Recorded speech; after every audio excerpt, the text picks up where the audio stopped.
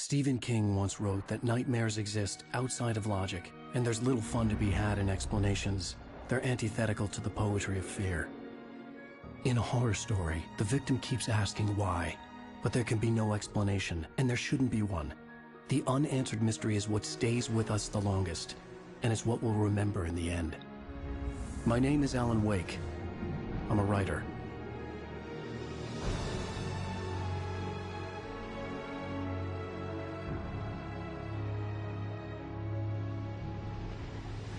I've always had a vivid imagination, but this dream unsettled me.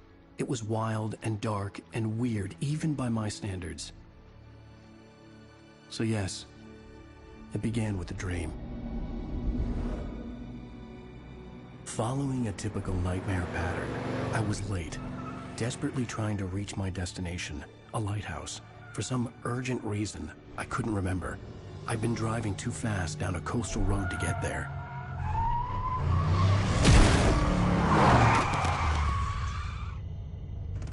I'd seen the hitchhiker too late.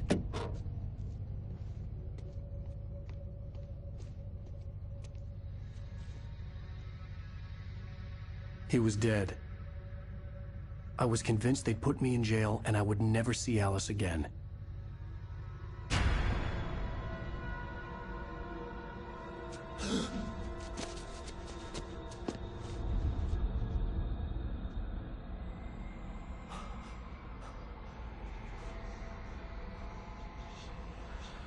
Suddenly, his body was gone.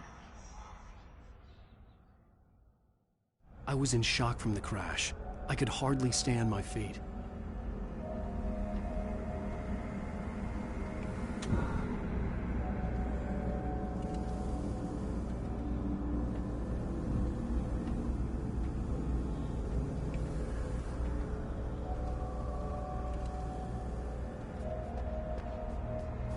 The radiator had broken when I hit the hitchhiker. The car wasn't going anywhere.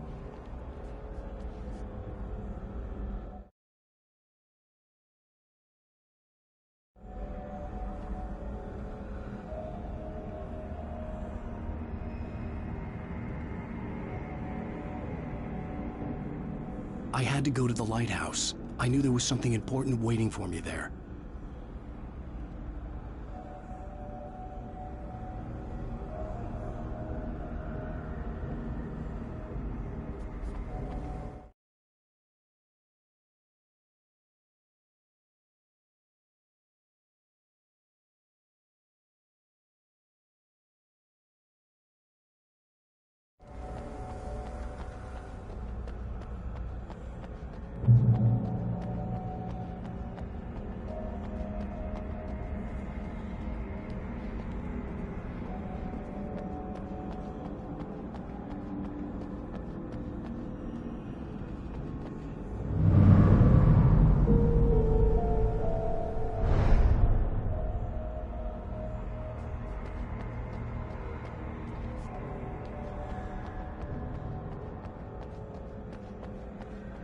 The bridge had collapsed. I'd have to find another way to the lighthouse.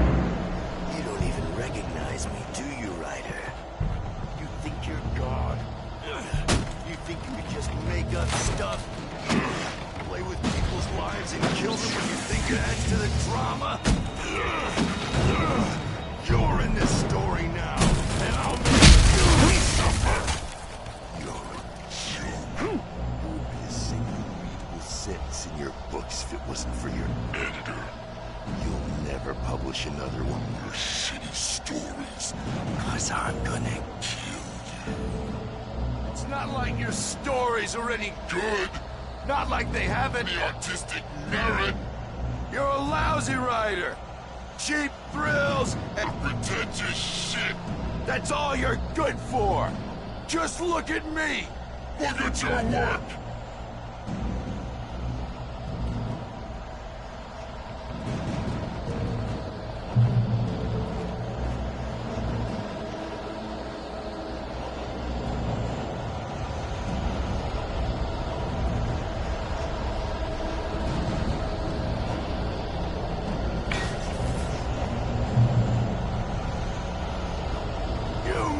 Your deadline! Damn. You can't stop me!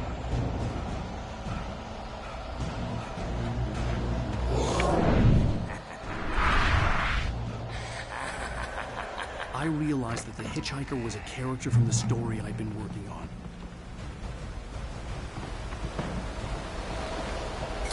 How does it feel to die by the hands of your own creation?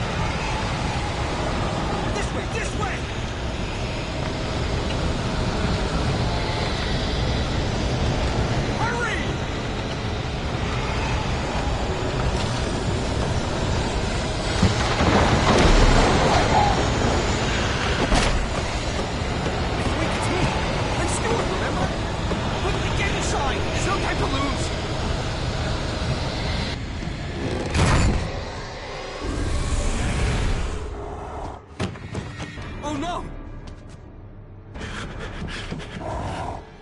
Stop! No! Damn it, die! No! No! No!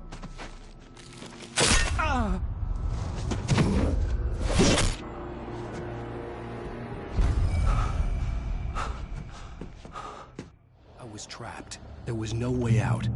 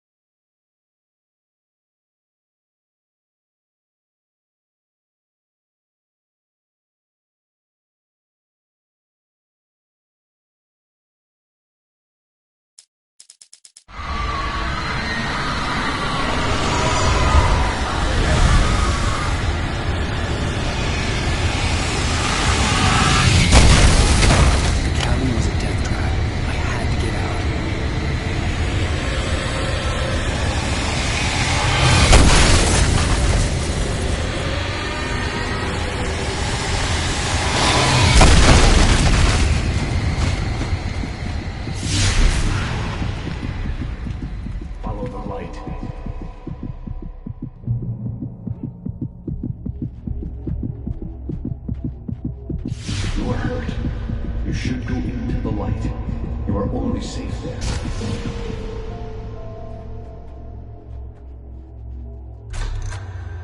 Well done. I have something important to tell you. It goes like this. For he did not know that beyond the lake he called home lies a deeper, darker ocean green, where waves are both wilder and more serene. To its ports I've been. To its ports I've been. Do you understand? No. Follow my light.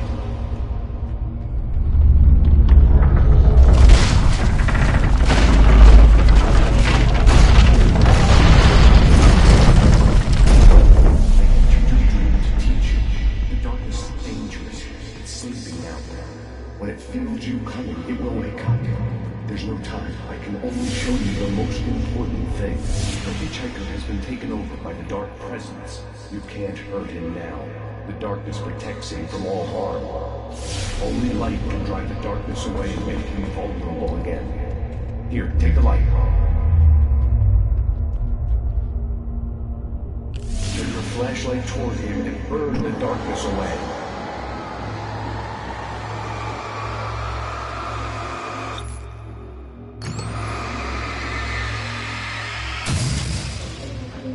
You did it.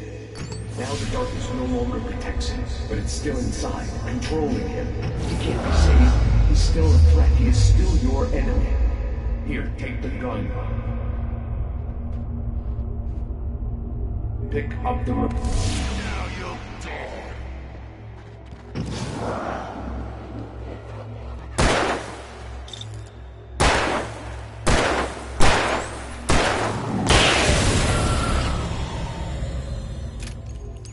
Good. You've done well. Remember what I've taught you. That is all. I will give you back your dream now. In the nightmare, a terrible darkness was taking over the world. The lighthouse was the last safe place on Earth.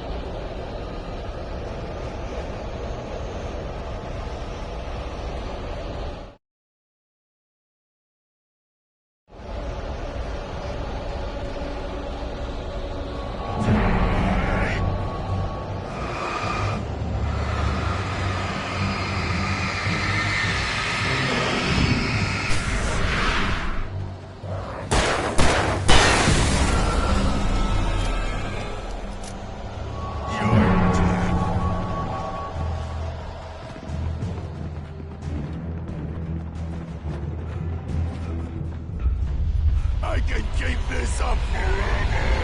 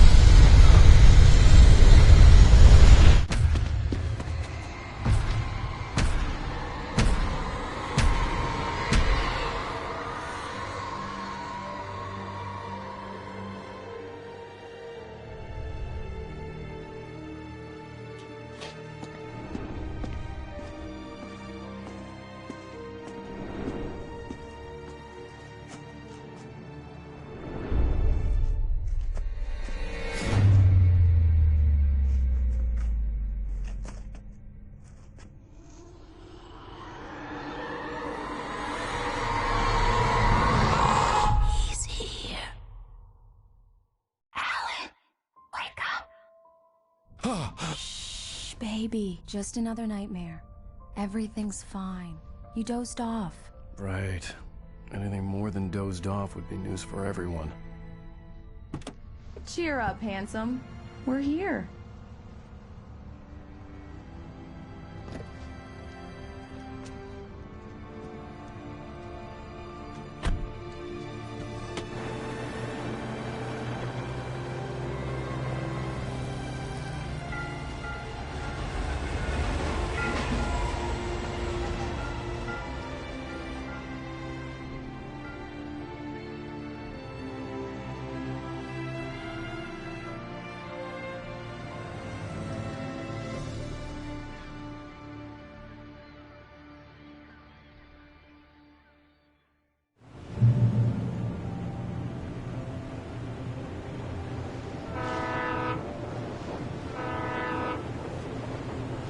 Let's act like we're on vacation.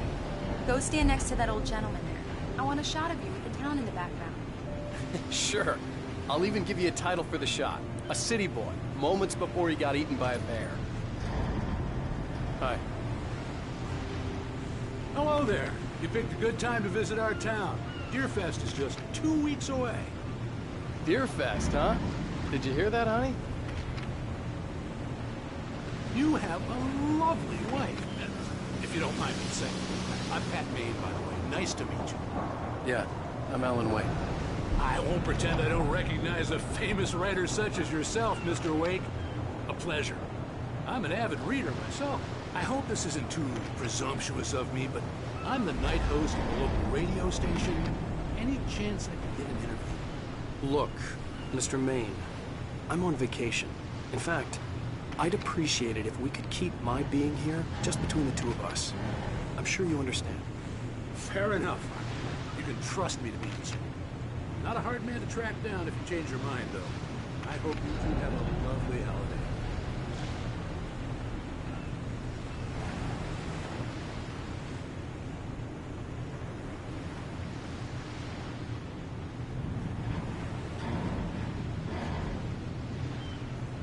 Very nice.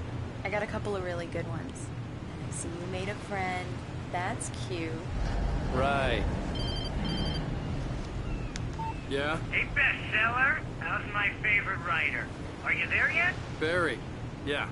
We just got it. Are the locals giving you trouble? Just say the word, and I'll hop on a plane and come make sure that you're left alone, Al. No, Barry, we're fine. Great, great. Just want to make sure you can relax and recharge. So, how is the place? Has it gotten your creative juices flowing? Barry, we're just settling in. Okay, Al. I'll call back later to make sure you're doing okay. And you call me if there's a problem, okay? Okay. Let's see. Just looking out for you, buddy. Talk to you later. I love you too, Barry. You know he's going to be calling you every 5 minutes. Barry is Barry. I can always turn off the phone. What did I tell you? Text message from Barry. He says hi to you too. Alan, we're here. Come on, let's get back to the car.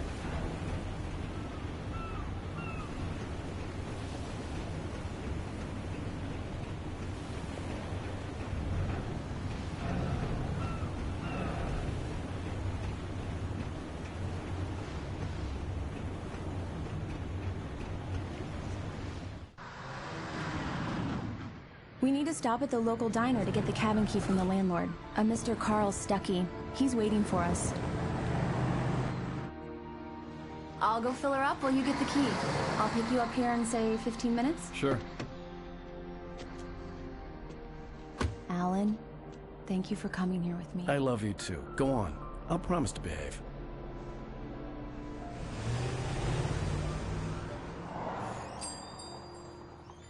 I'd forgotten there were still places like this. Towns where everybody knew everybody. Welcome to the Oh Dear Diner. Hi, I was wondering if you could help me. I'm looking for... Mr. Wake. Alan Wake. Oh, God! I am your biggest fan. I know people say that all the time, but I really am. I'm glad to hear that. Rose. Rose, I'm looking for Mr. Stuckey. Carl Stuckey? Carl? Oh, of course, Mr. Wake. He must have gone to visit the restroom. He'll be back in a moment. I can't believe it. I've got all your books. I got the cutout from the bookstore when they took it out of the window. And you keep it here. Well, okay. Good for you.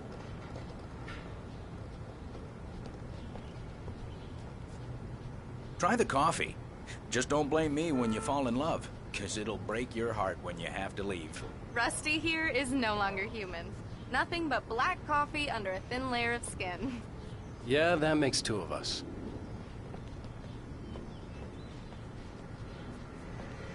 Are you staying long, Mr. Wake?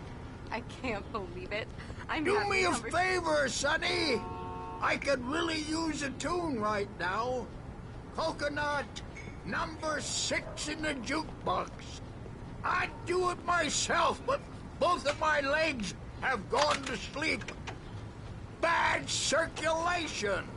Yeah. Are you serious? Coconut again? You disgust me. Call yourself a rocker. Unbelievable. Ah, it does that. Get stuck. Yeah, you need to give it a good solid whack.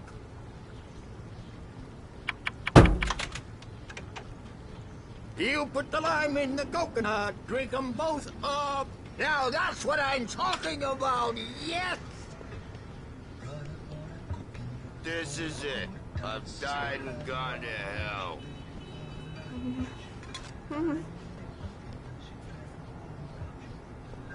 Don't go in there, young man. You can hurt yourself in the dark. I think I can handle it, ma'am. I didn't want to wait. I wanted to find You don't Stucky, wanna die, to get the do key you? and get out as soon as Worse. possible. The waitress was giving me a headache. He Overeager didn't fans listen. always did.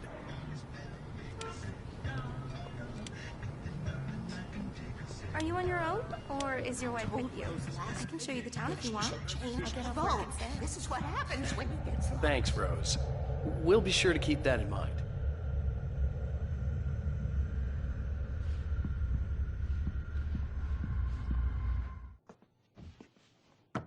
Hello? Mr. Stucky? Carl couldn't make it. Unfortunately, he was taken ill. But I have the key for you and instructions on how to get to the lake. Okay. I wish you a good stay in my cabin. I'll come by later to check how you've settled in. And to meet your wife. I insist. Thanks.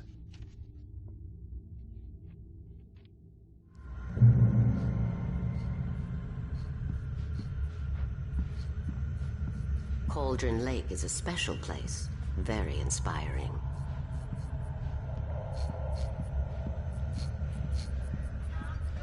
You got lucky this time, young man. You can hurt yourself in the dark. This really ought to be fixed, and then I must remind Sarah to change the lights at the station. Even that sounds better than your singing.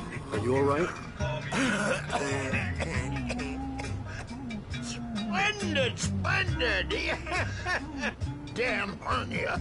It swells up like a balloon if I lift anything heavier than a spoon.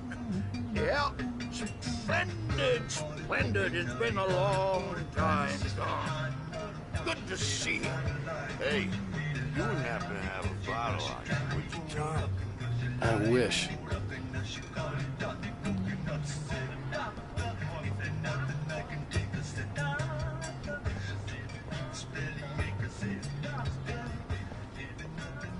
The Andersons, they're, local musicians. We're waiting for Dr. Hartman to come pick them up. They wandered off from his clinic at the Cauldron Lake Lodge. Bye, Mr. Wake. Mission accomplished. The key and the directions. My hero. I got some flashlights, just in case. Hey, wait! Mrs. Wake! Your keys!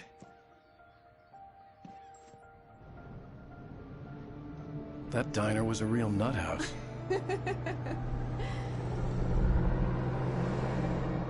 Can you believe this place? This would make a wonderful setting for a book. We're supposed to be on vacation, Alice. I'll figure it out when we get back home. Okay? Okay. We can talk about this later. Pat Main here on KBFF. I didn't want to talk about it. I wanted to bury my head in sand. Here's another one of my favorites to go with it. Once upon a time, I was a successful writer, but that was a long time ago. I hadn't been able to write a word in 2 years, not since my last book. And now the weather. It's gonna be a clear night, so you folks in the big city might want to look up every once in a while, see those stars winking down at you. It gets pretty dark out here, but they'll light your way.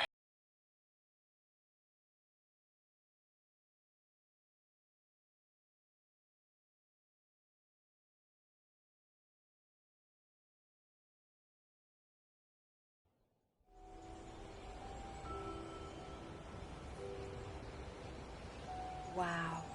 It's gorgeous, Alan. It's something, all right. Don't worry, honey.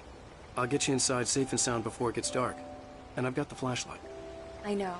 I'm okay. Alice had a phobia. The fear of darkness. I wanted to make sure we were inside with the lights on before sunset.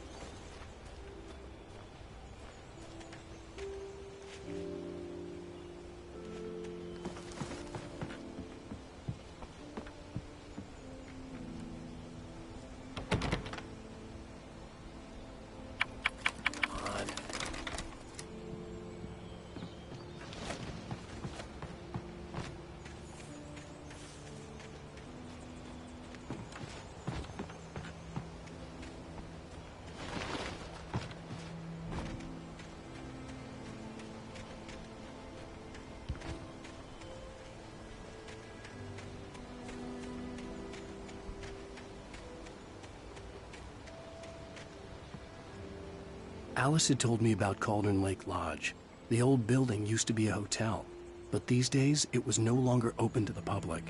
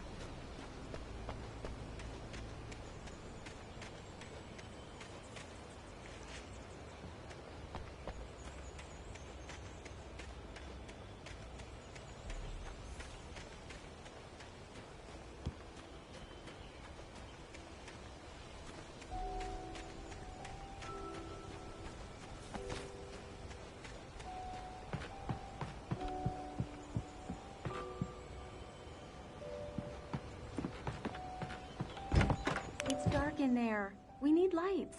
Can you figure out how to get the power on, honey? Sure thing. I'm on it.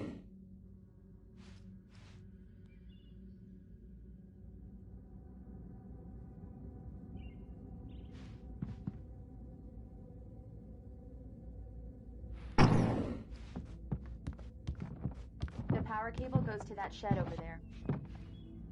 Hello? Anyone here?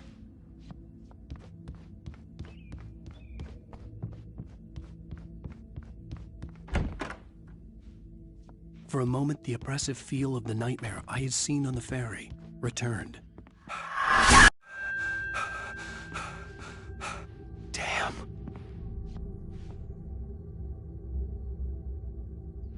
I needed to get the power running in the cabin. There had to be a fuse box or a generator somewhere on the island. The cabin looked like a time capsule from the 60s, or even earlier.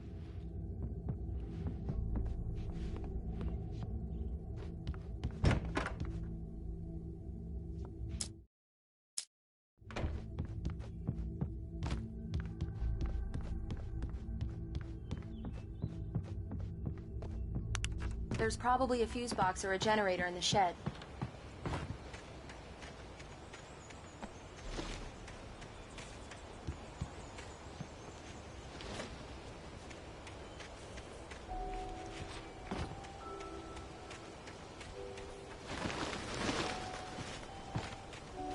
An old generator had been connected to the power cable.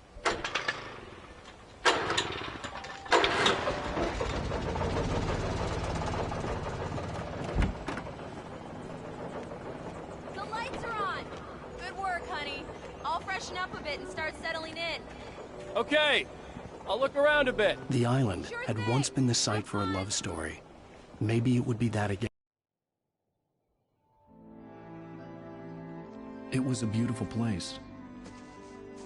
I told myself I could rest here, sleep here, and forget about my work.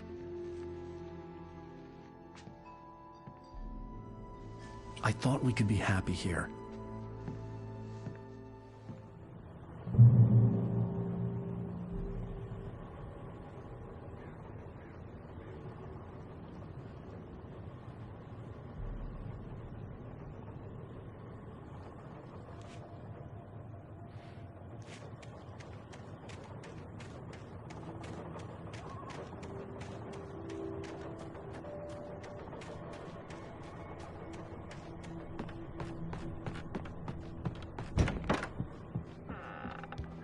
Alice?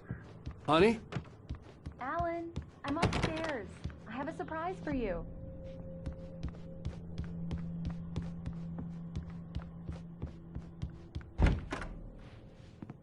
Surprise!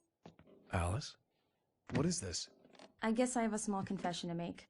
I thought maybe you could write here that a change of scenery would get you past... Damn it, Alice, everyone keeps... Hey, just hear me out. There's a local doctor, Dr. Hartman. I read a book of his. He has a private clinic here. He specializes in helping artists. So now you want to get me committed? No, it's not like that. That's not... Alan? Alan? Just don't! I don't want to hear it! God damn it, Alice! God damn it! I knew she wouldn't follow me in the dark. I needed some time alone to think things through.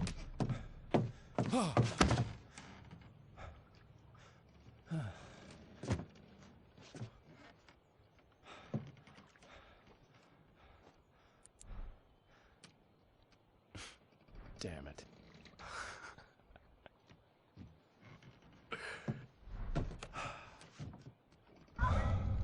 Alice? Alice? Alice! The cabin had gone dark. All the lights were out. Alan!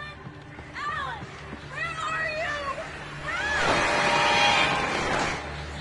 Alice, I'm coming! It's all right, I'm coming! No! What the hell? Alan! Help me!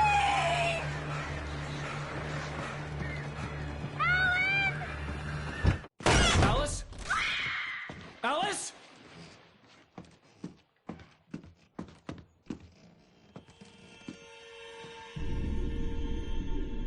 Oh no!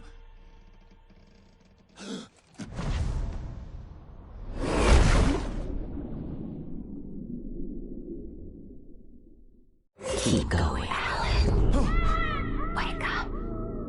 Alice?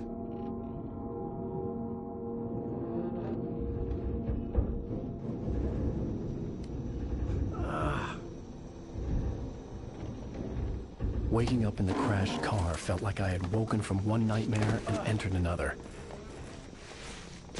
I couldn't remember how I got there. All I knew was that something terrible had happened to Alice. The phone was dead. I'd have to find help on foot.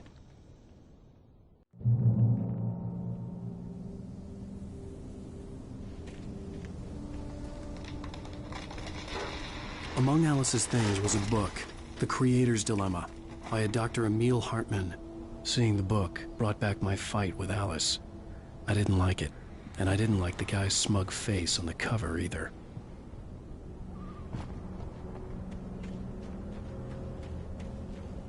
The gas station was my best bet. They'd have a phone I could use. It looked like a long hike through the forest to get there.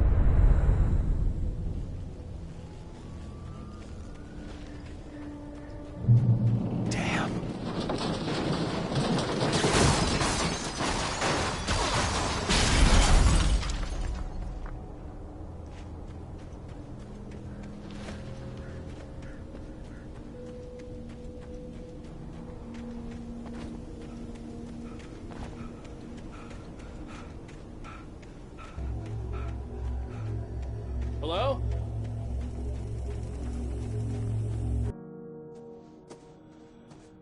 Hello? Is someone there?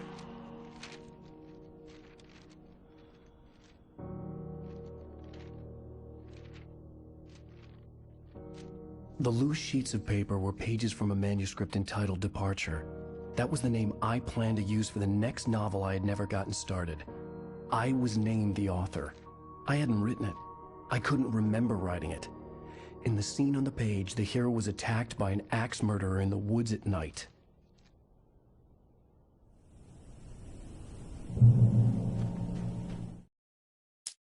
The man turned to face me. His face was covered in shadows. It was hard to make him out in the darkness of the forest that surrounded us, but the axe he lifted was plain to see. It glistened with the blood of his victim. He grinned madly. The shadows were alive, distorting his features. It was a scene from a nightmare, but I was awake.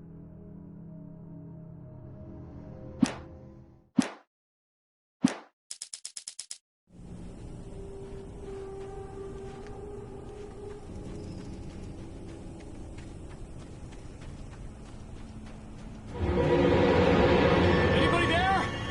Please, I've been in an accident.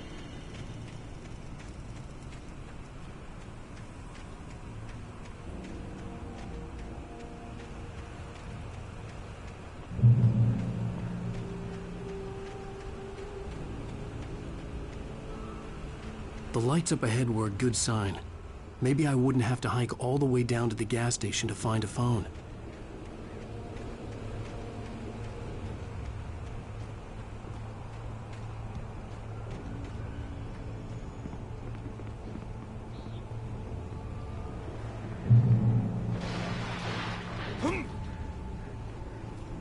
Anybody there?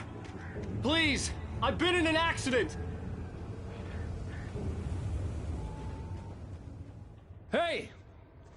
Hey, you! Phil! There's been an accident. I need help. Listen, I need to... Premium cabins for rent in... Oh, hell. Carl Stuckey. Pleased To meet you. Non-refundable reservation deposit required. Fair and square. Fair and square.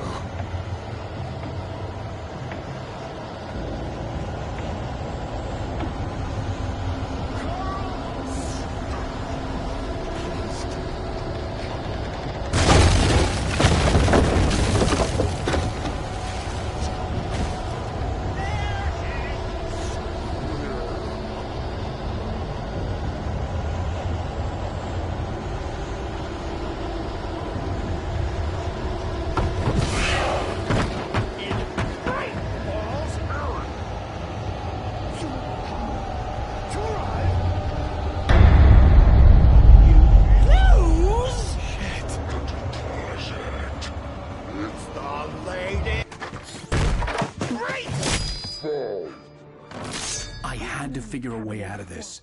Any second now, and Stuckey would be knocking on the door with his axe like Nicholson in The Shining.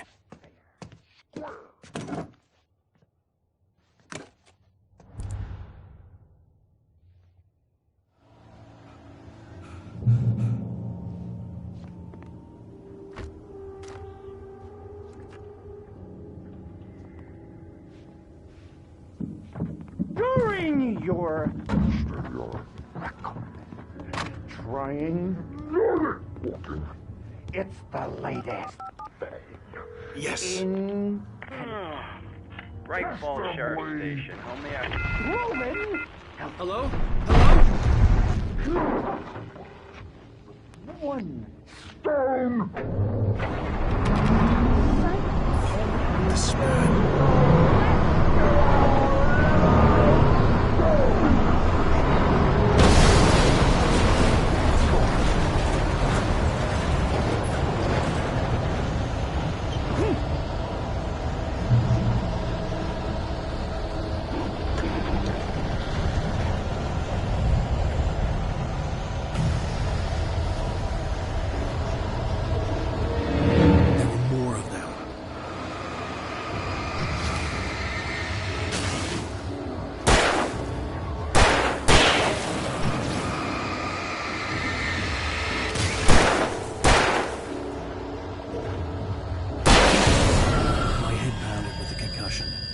never fired a gun outside a shooting range, and now I just killed someone. Or something. There were no bodies. They just disappeared. If I was dreaming, it felt real enough to make me sick.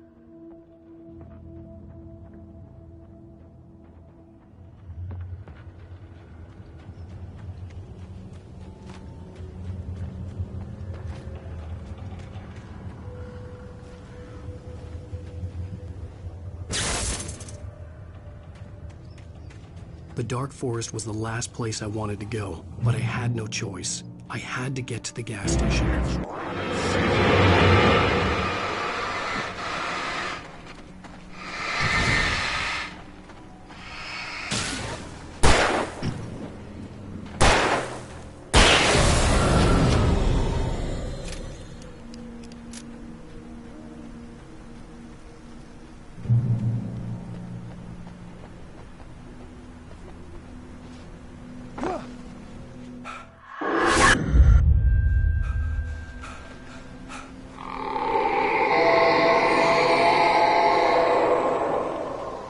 What was that?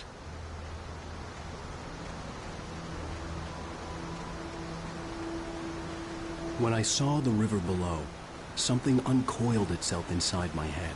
I realized that I'd have to find a way across. I didn't even want to look at the water.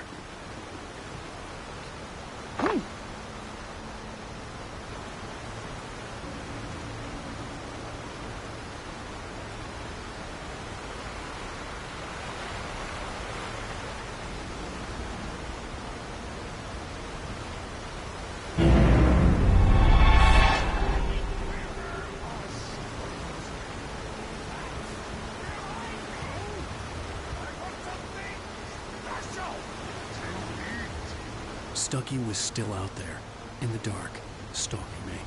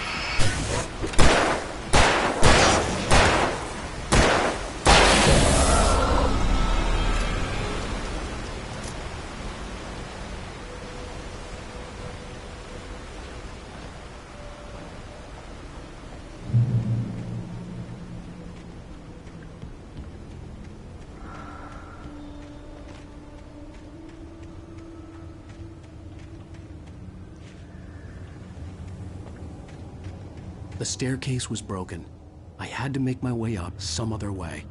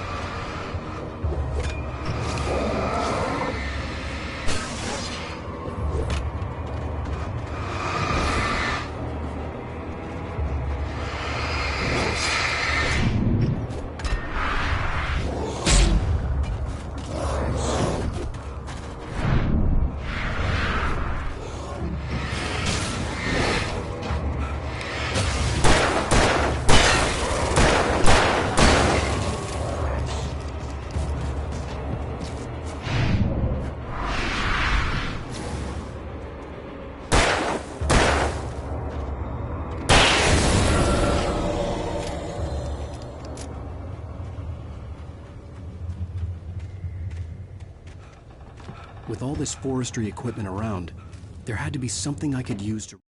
I heard them before I saw them, swooping down from the sky and screeching as they came. I spun around just as the cloud was upon me. For an instant, I stared into 100 dead eyes. black pearls glittering in the darkness. I raised the flashlight and the swarm exploded like fireworks.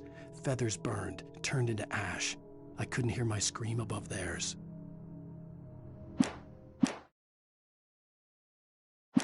Reached the top.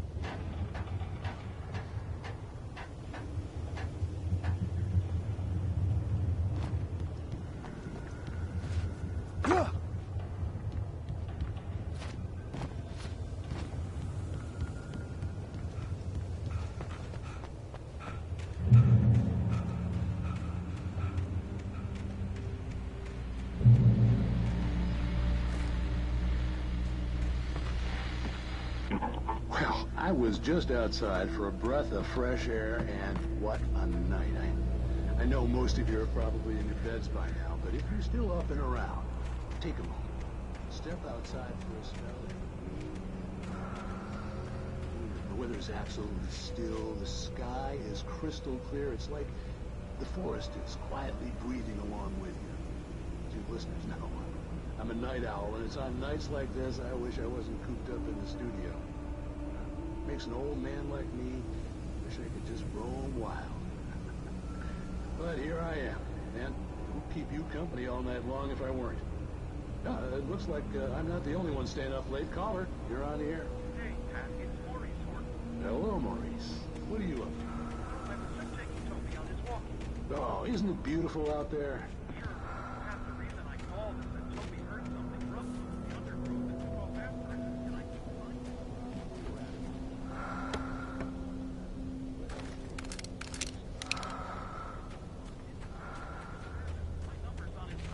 And Toby's a friendly dog?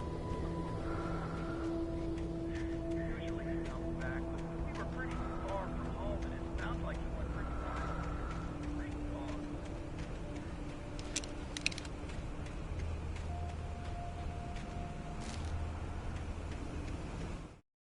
At first, I kept finding the pages as if by accident. The book I couldn't remember was either a terrible and true prophecy or an act of creation that had rewritten the world. I began to hunt the pages feverishly, for they held the answer to the mystery. With it, I could save myself. With it, I could save Alice.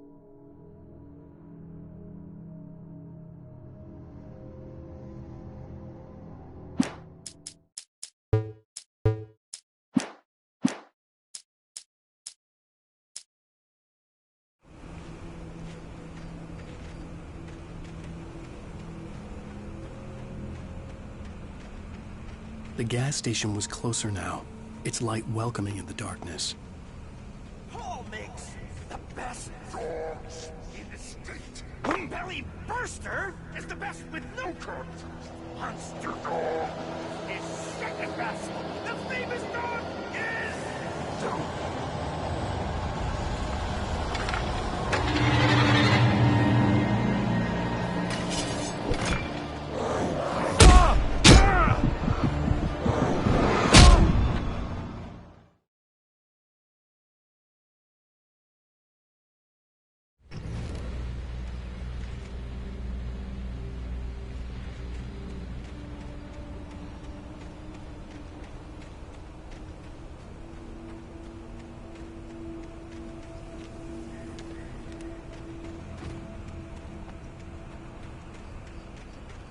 The gas station was closer now, its light welcoming in the darkness. Paul makes the best dogs in the state. Belly Burster is the best with no coat. Monster Dog is second best. The famous dog is...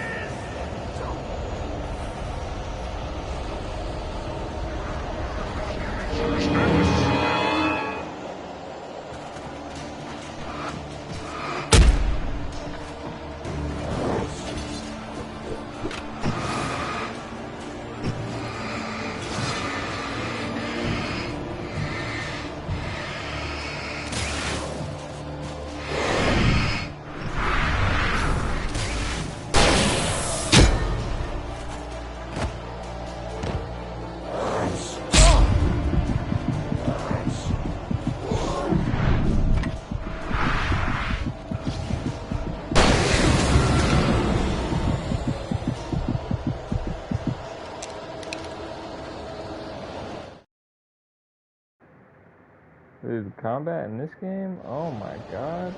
Holy shit. Like,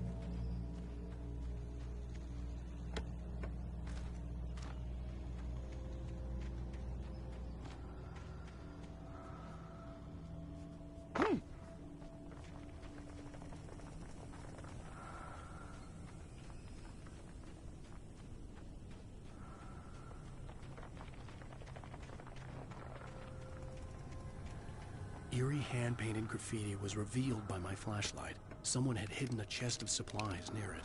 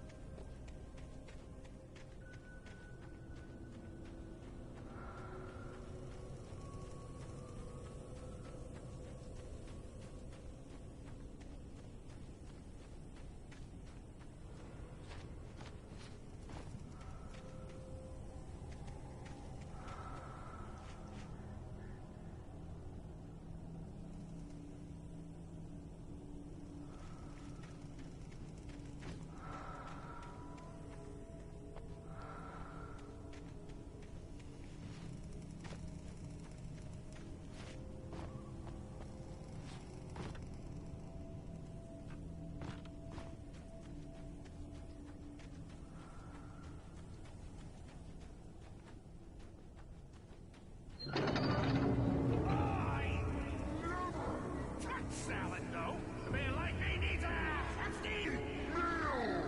That's for the day.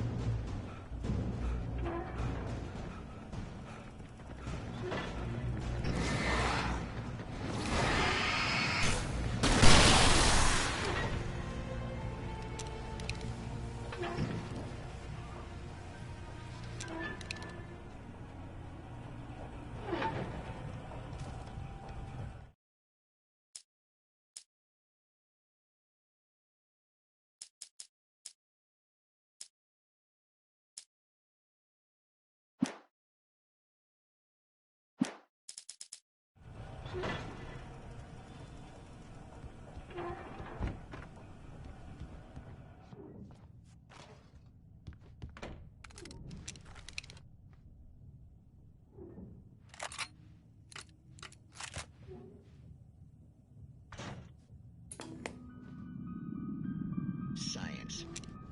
It bestows immortality on those who advance it to elevate all of mankind. Newton, Einstein, Sagan.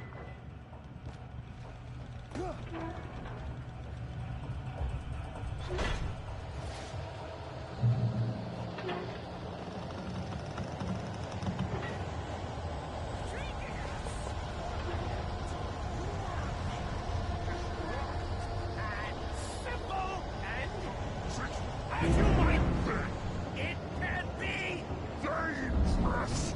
It requires patience. Even with the engine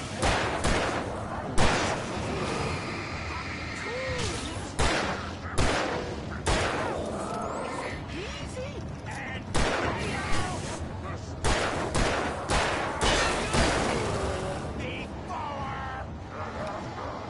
This nice tool that needs has destroyed the red car!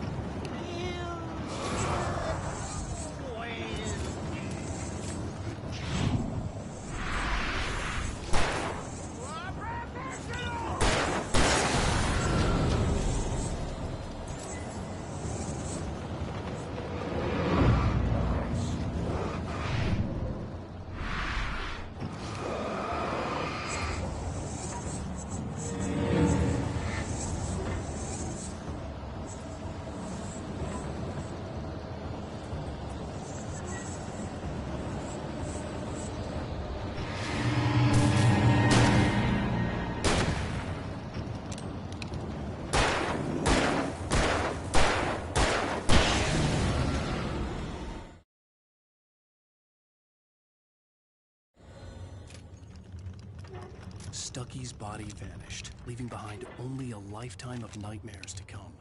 Assuming I'd reach the lights at the gas station alive.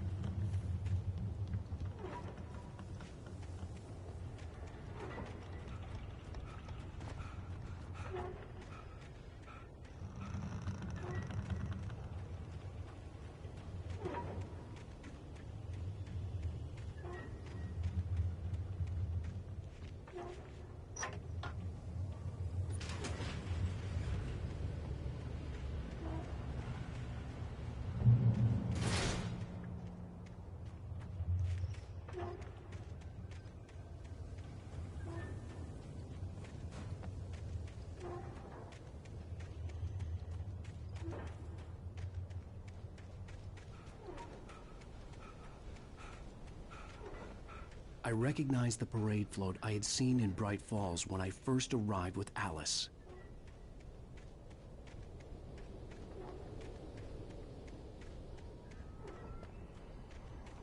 After the insanity I had just experienced in the darkness, the lights of the gas station felt comforting. At least for a moment, the sane world reasserted itself.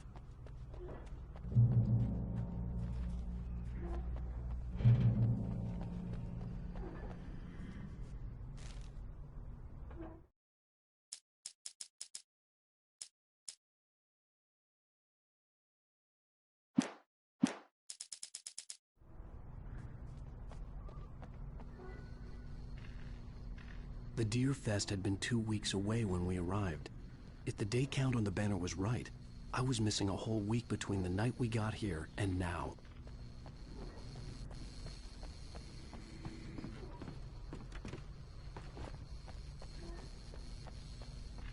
The garage was a mess. It looked like someone had trashed the place, or that there'd been some kind of fight. All right. I'll keep writing. Outside, there's only darkness. Outside the cabin, outside the story, there's only darkness. I can feel her presence in the dark. Just now, I could smell her perfume in the room. I'll reach her. I'll fix it up. I'll bring her back. The story will come true. If I stop, she's lost. I don't believe this. It'd been me on the TV, talking crazy. Was I losing my mind?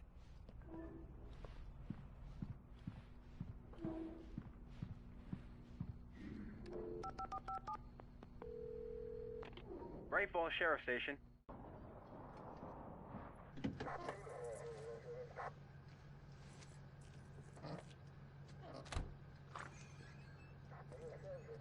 Oh, thank God, Sheriff. Sheriff Sarah Breaker. You are... I'm Alan Wake, but listen. I was in a car crash. My wife, Alice, she's missing. Calm down, Mr. Wake. We were staying in a cabin on the island, on Cauldron Lake. There's no island on Cauldron Lake. Not since the big eruption in the 70s. Please, I can take you there, okay? You look like you've taken a pretty bad knock to the head. Are you okay? Listen. We'll figure this out. Please get in the car. We'll swing by the lake and then we'll go to the station, okay? Mr. Wake, have you seen Stucky, the guy who owns this place? I realized I couldn't tell her what had happened in the forest. She wouldn't have believed me. And then she wouldn't have helped me with Alice.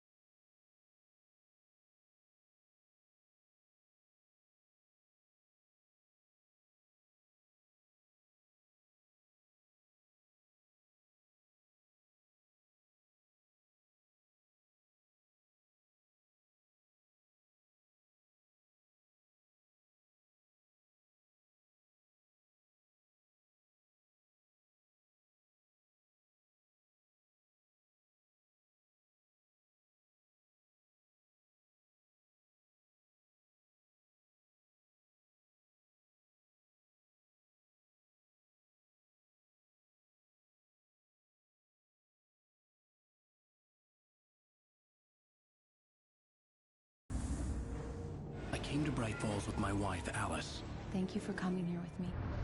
I thought maybe you could write here. I don't want to hear it! God damn it, Alice! Now, she's missing. Alice? Alice? I woke up behind the wheel of a crashed car. I'm missing a week. I was attacked by shadowy men straight from a nightmare. The sheriff took me to the lake Alice and I had stayed at. But the cabin had disappeared.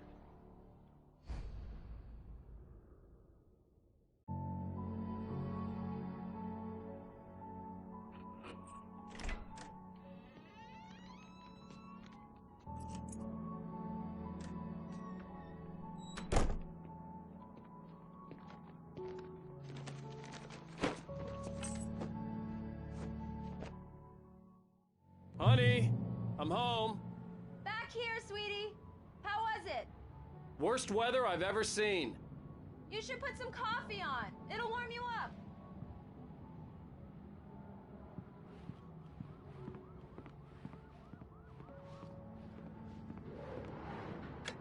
Coffee's on. Great, thanks. I'll need it if I'm gonna finish this by tomorrow.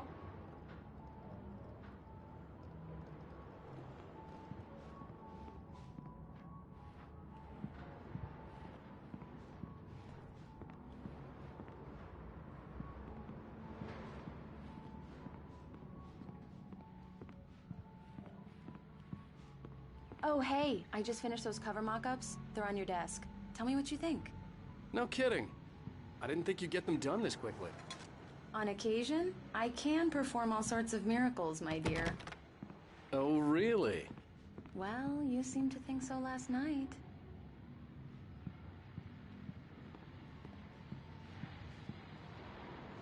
These look really good.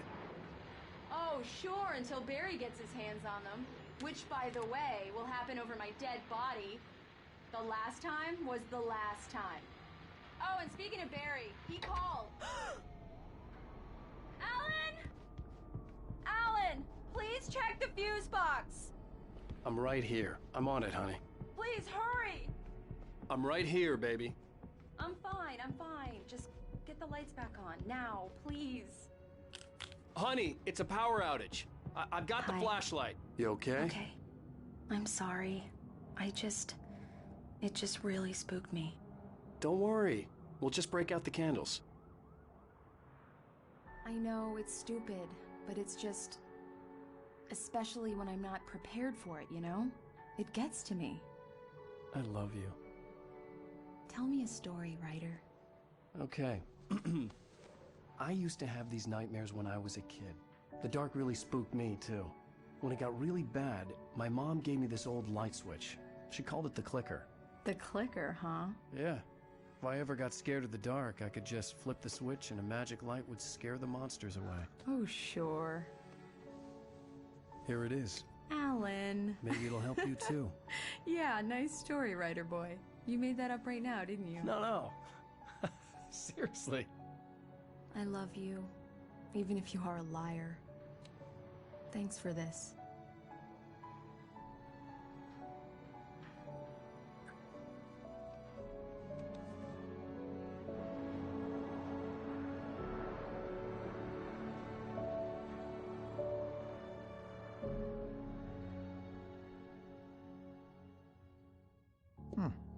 How do you feel, Mr. Wake? Any nausea, disorientation, anything like that? Mr. Wake, how are you feeling? I'm okay. My head's fine. I had to lie about my headache and memory loss. He'd send me to a hospital for tests. I couldn't leave without Alice. Very well. I don't think you have a concussion, but you've obviously been through quite a shock. You should take it easy for a couple of days. Thanks. Well then, Mr. Wake, we're done here. If the pain gets any worse or you experience any other symptoms, you should come see me. I'll let you get on with it then. Sarah, Sheriff Breaker, is waiting for you. She's very good at her job. I'm sure she can locate your wife in no time. Doc Nelson was the image of a small-town doctor. Sheriff Breaker had called him to the station to take a look at the cut in my head.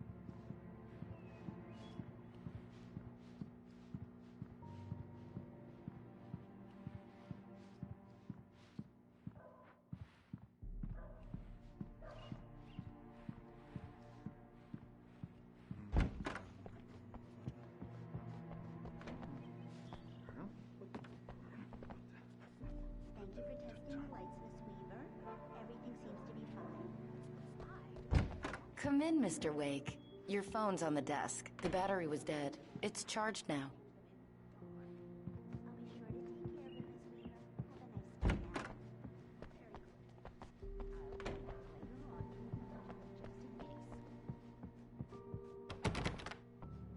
Mr. Wake, the sheriff is waiting for you in her office down the corridor. That was is Cynthia Weaver. I guess you can call her the town eccentric. She used to be the editor of the local newspaper, but she's focused on, other things these days.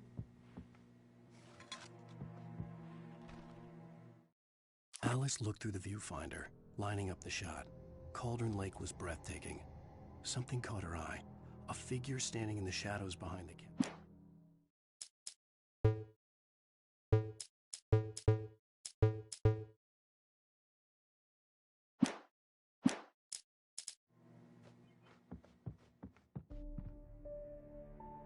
Yeah, it's Mulligan here.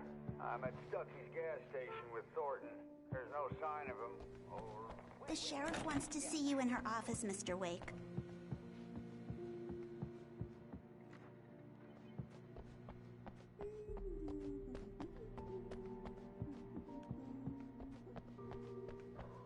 Your phone, Mr. Wake? Have you started looking for my wife yet? My men are already on it. Now, can you tell me what happened? I'm not sure. I can't remember. We were arguing. I walked out of the cabin. The cabin on Cauldron Lake? How did you end up at Stucky's gas station? I wanted to tell her what had happened last night, but I couldn't. She'd lock me up. Excuse me. I need to take this. Hello? Alan, please help me. Alice? Stop talking to the law. You'll do exactly what I say if you ever want to see your wife. Who is this? Go to the back lot. There's a hole in the fence on the left. Look inside the junker. I left a little something there to convince you we're all on the same page here. After you ditch the cops, you're gonna meet me in Elderwood National Park. There's a spot called Glover's Peak. Midnight. Don't do nothing stupid, pal. We're watching you. Mr. Wake, can I help you with anything? I need to get some air. The sheriff said I could go out back. Of course, Mr. Wake. You can get there through the cell corridor. Just don't mind Walter in there. He's one of our regulars. I thought he'd quit drinking for good. Hey, mister! Hey, can you turn the lights on? The deputies, they don't understand. They won't listen to me. Thank you, man, thank you. Hey, you're all right. You're a good guy. Don't let anybody tell you different. You know, I shouldn't even be in here. The cops, they got it all wrong. See, sure, I beat him up, but I wasn't drunk. I mean, I wasn't drunk at the time. I only got drunk afterward. Okay, listen. You gotta listen carefully now. Here's the kicker. That wasn't Danny. No, sir. It only looked like him. You wanna know who it really was? I'll tell you who it really was. It was a goddamn space alien! I know it sounds like something a drunk would say, but believe me, I wasn't drunk then.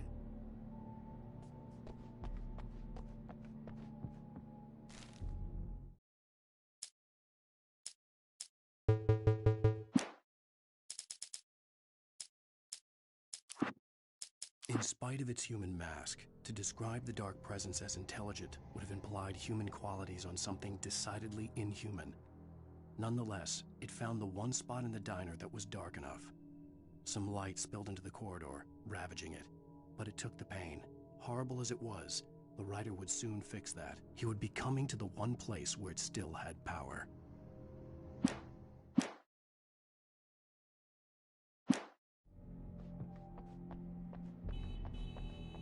The early morning light hurt my eyes and made my head ache.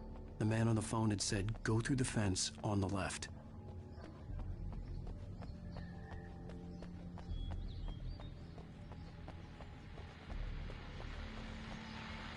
Well, folks, it's been another long night, and it's about time for me to sign off for a while. God knows I need my beauty sleep. Just one more item before I go. It's been a busy night for the sheriff's department. Had a few broken windows, even a report of shots fired on Main Street. Deputies Mulligan and Thornton had to deal with two toxic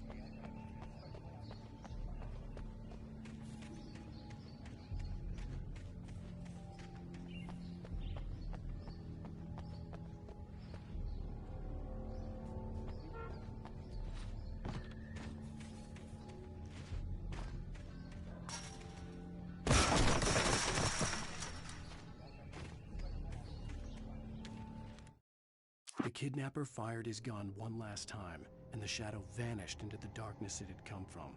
See? Nothing to it, Wake. The thought of Alice in his hands was revolting.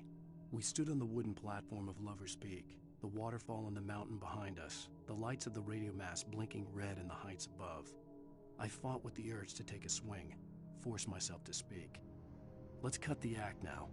Where's my wife?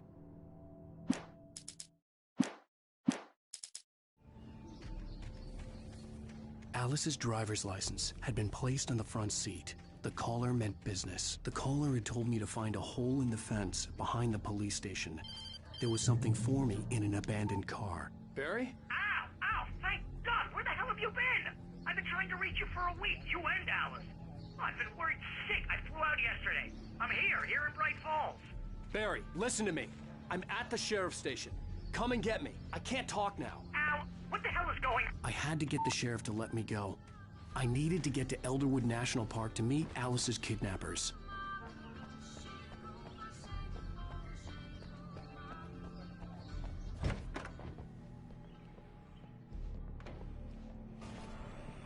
A writer is a light that reveals the world of his story from darkness, shapes it from nothingness. The way a sculptor carves a statue from a block of granite. If I stop, the world I'm making dies. Darkness will reclaim it. It's a long, hard journey into the dark. Alice's life is at stake, but I can't think about that, or I'll lose it. The dread lingers at the edge of perception. I'll push on. Anything is possible here. I'll write the story. I'll save her. Marvelous, Sarah. I just wanted to settle all the damage the Anderson brothers might have inadvertently caused on their recent and regrettable little outing. They are not accountable for their actions, of course. I can assure you that my staff has been reprimanded. Tor and Odin never... Are you feeling any better, Mr. Wake? I'd like to leave. Am I free to go? Well, we still need to talk about... Am I under arrest? No, of course not. But I need to know where you'll be staying so I can get in touch with you. I'd avoid the motel. The Majestic is known for its roaches. The cabins at Elderwood are pretty nice, though. That sounds perfect. I'm Dr. Emil Hartman. I'd like to invite you to stay at Cauldron Lake Lodge. Did you talk to my wife? I had the pleasure of discussing your situation with her on several occasions. Did you set something up with her? I invited her here. My clinic is a place where... Oh! Hey! Oh, my! Take it easy. Hey, nobody move. Get your hands off of my client. Who are you? I'm Barry Wheeler, his agent. If you have business with Mr. Wake, you talk to me. You yokels won't know what hit you once I sick my lawyers on your asses. No harm done, Sarah. I'm all right. I don't want to press charges. Mr. Wake, my offer still stands. Get me out of here. What the hell was that about, Al? We don't need a replay of that thing with the paparazzi. I thought they were gonna lock you up. I had to talk to someone. I told Barry everything. He thought I was certifiable, but when he heard about the manuscript, I had him. The fact that I'd written something, even if I couldn't remember it, was enough for him. He smelled money. And he believed that Alice had been kidnapped. Anything beyond that was another story. I had a midnight appointment with the kidnapper in a place called Lover's Peak, somewhere in Elderwood National Park. The plan was to rent a cabin. I don't like it, Al. I don't like any of it. It's not good. In fact, it's the absolute opposite of good. Mr. Wake! Barry, you found him! Hi, Rose. Oh, wow. I was just thinking about you, too. Great. I was just bringing Rusty some coffee. He's on the balcony, looking after Max. Poor thing. I really need to go. Great to see you again, Mr. Wake. Later! Who's Max?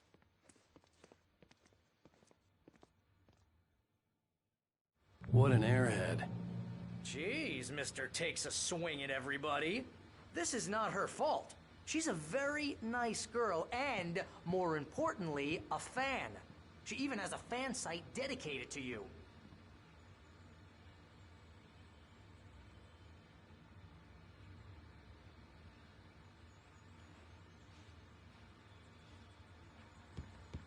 Seriously, Al, what you were saying in the car? Just listen to yourself. What, you shot a guy and his body just disappeared? When was the last time you slept? What, are you high?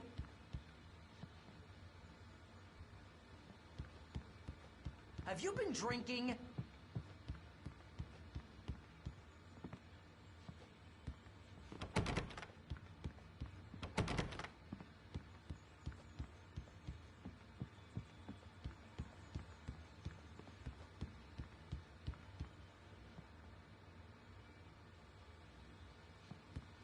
Do you understand what it sounds like when you say stuff like that? Don't get me wrong, it's a good story, could be a bestseller. But when you start confusing fiction with reality, you're buying yourself a ticket to the funny farm. All right, wait here.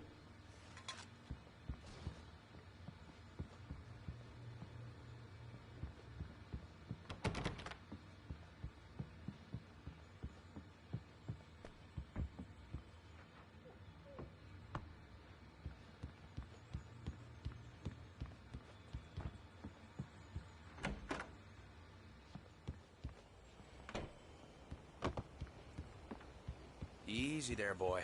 I'm almost done. Hey, Rusty, right? You rent cabins. Oh, Mr. Wake. I'd shake your hand, but mine are kind of full here. Actually, I'm sorry about this. Would you mind grabbing the registration form from the desk? It's just across from Bucktooth Charlie. Okay, sure. What happened? Crazy poachers. Max here got his foot caught in a trap. They're illegal to use here. Hell, you're not supposed to hunt within the park at all. But that doesn't stop some lowlifes. Well, at least Max is gonna be okay. He got lucky. Seriously, Al, you can't just go and meet a kidnapper. Those situations always end up in disaster. You gotta talk to the cops. She's my wife, and it's my call. Can we talk about this later? I'd come here to rent a cabin, where I could wait till midnight. If you're trying to pull a joke on me, freak me out, it's working. Aha! Let's have a laugh on Barry.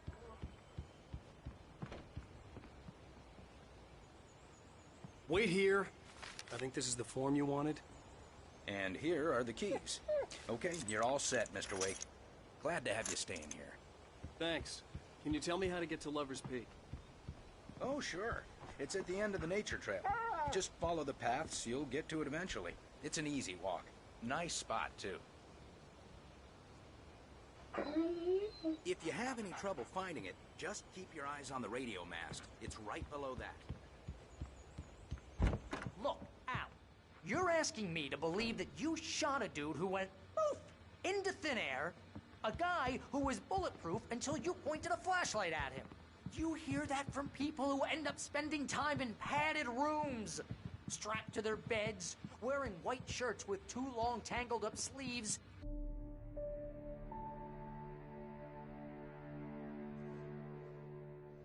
That's just crazy talk, Al. Al! Al? We should go to the sheriff or call the FBI. Damn it, Barry, they'll kill her! This is not a goddamn debate, Barry. I'm going to Lover's Peak. He said to come alone. Okay then. I understand. You're my best friend, and I'm worried that you're not right in the head. Tell me what to do to help, and I'll do it. You stay here, and if I'm not back by morning, call the cavalry.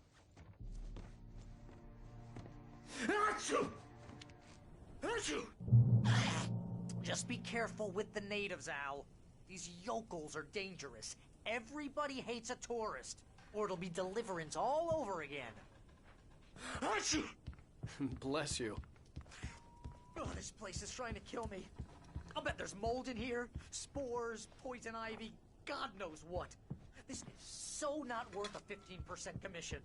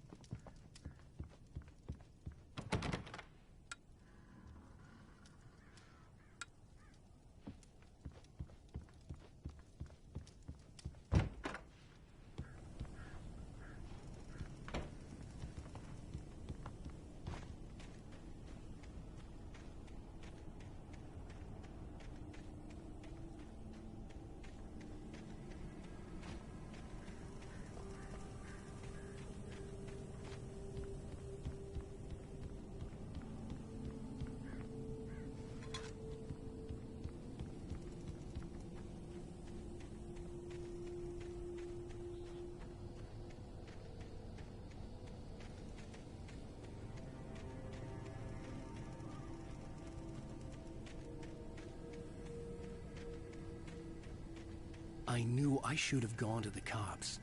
This wasn't the smartest thing I'd ever done, but I was still angry with Barry for trying to talk me out of it. These people had called me right in the sheriff's station. The cops wouldn't scare them, and they had Alice. I'll wait here, Al. I'll hold down the fort. I'll be with your spirit every step of the way, Al. You want through the door now. Barry had never gotten along with Alice, but he knew Alan loved her with an almost frightening intensity. And now something had happened to Alice. And here was Al armed with a gun and saying things people got put in padded cells for. It was as if his friend had experienced a massive psychotic episode and was now totally disconnected from reality. It scared the shit out of Barry.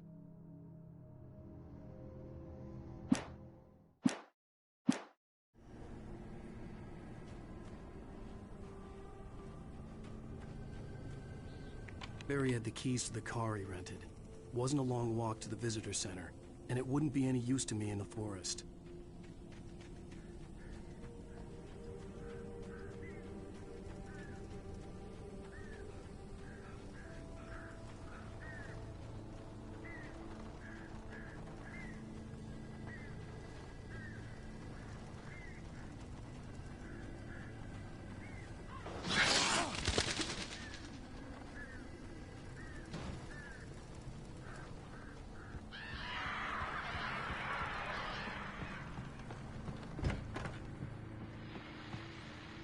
Welcome back to the show, folks. As promised, our very own Dr. Nelson has just parked his rear end in the studio. Doc, what's your Deerfest plan like?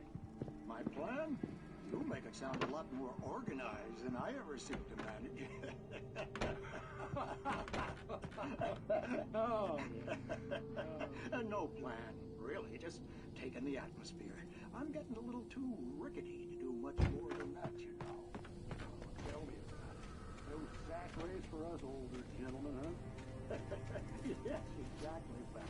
But I'm going to check out the horses.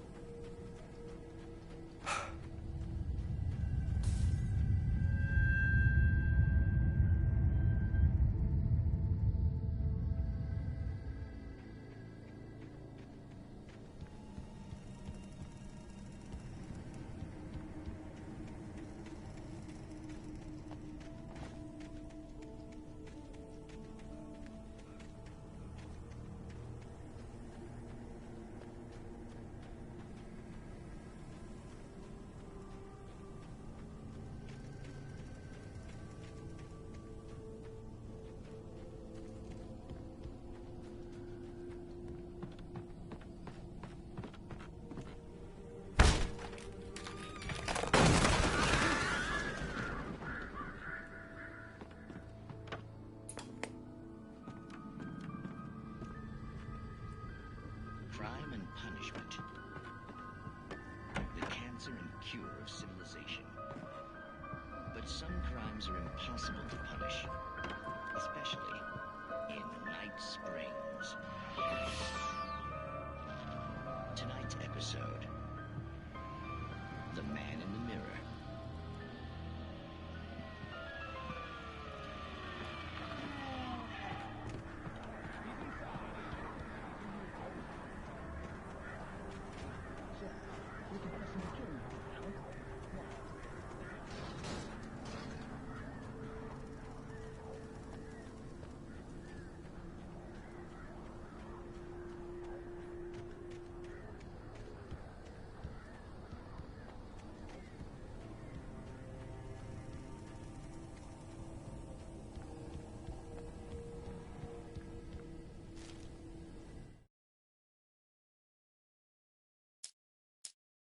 Rose knew that Rusty was in love with her, and she liked him too. She liked him a lot. He taught her to dance, and life had certainly taught her the value of a man who was gentle. He treated her well, made her smile, made her feel good. But Rusty wasn't the prince of her dreams, and that tended to underline the unbearable truth. She was no closer to that Hollywood magic than he was.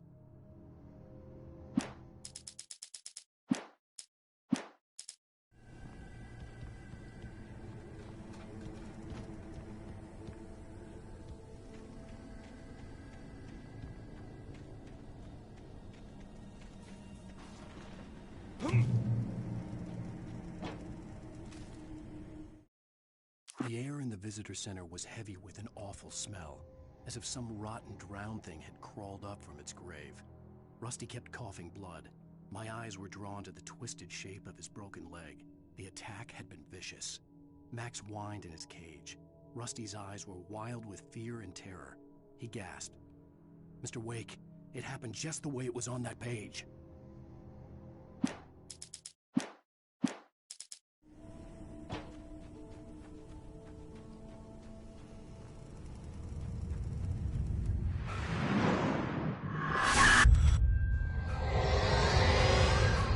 The vision left me weak.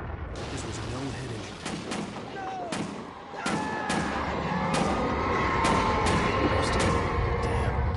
Rusty, hang on! Oh God! I'm coming! Please, help me!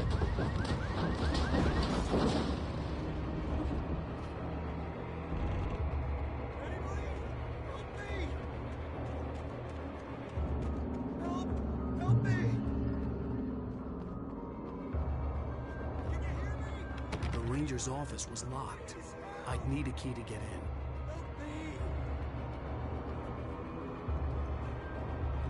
Hello? Back here. I'm back here.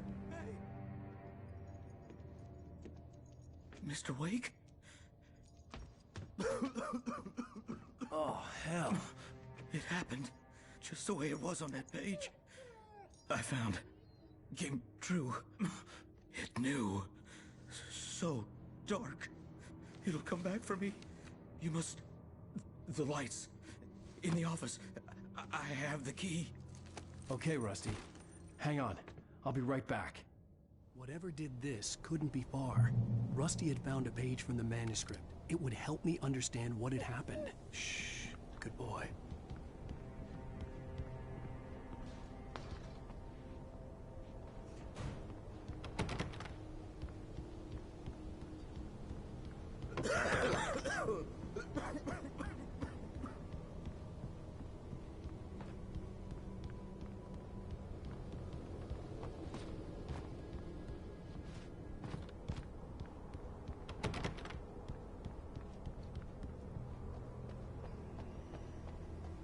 The only way to make sure that Rusty was safe was to get the power running and the lights back on.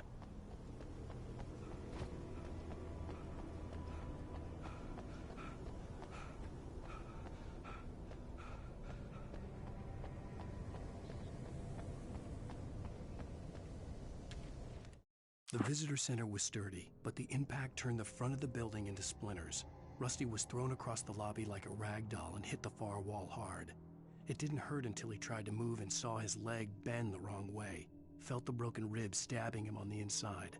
Rusty howled in pain and fear, suddenly afraid to die alone.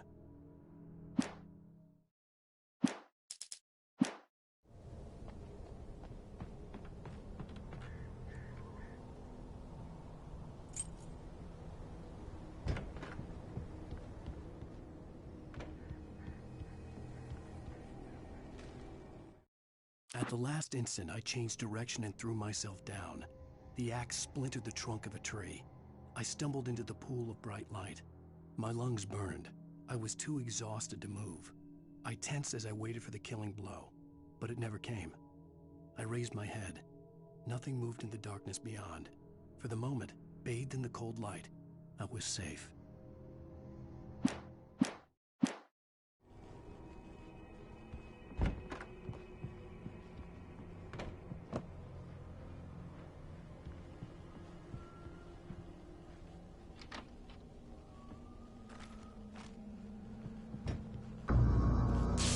Too late. Someone had destroyed the circuit breaker. There was no way to get the lights back on.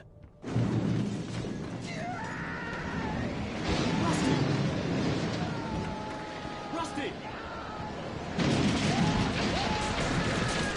The ground was covered with oily patches that looked like liquid darkness.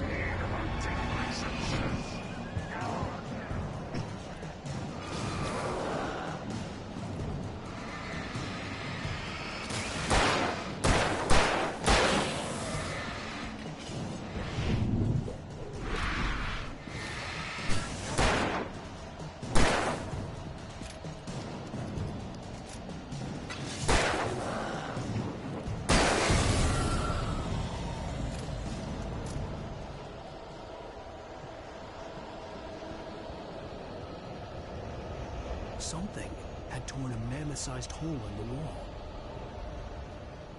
Please don't feed the animals.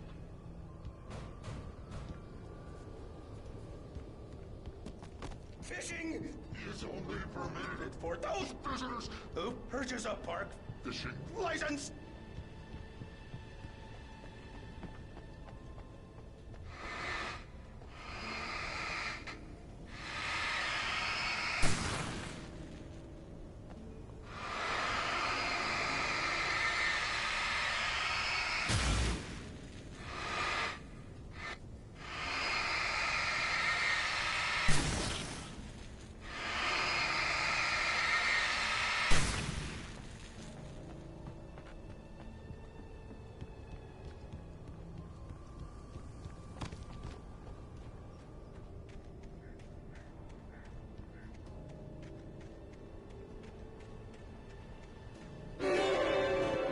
Obey! Ranger's instructions. At all times. Rusty? No! Never! Don't approach closer than 100 yards. Do bears and wolves never approach any other wildlife closer than 25 yards. Pets must be leashed. At all times. Never leave your pet Unattended.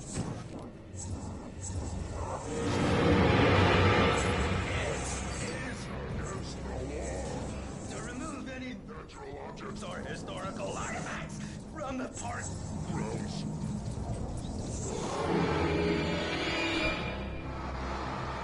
This includes even you may or even simple berries.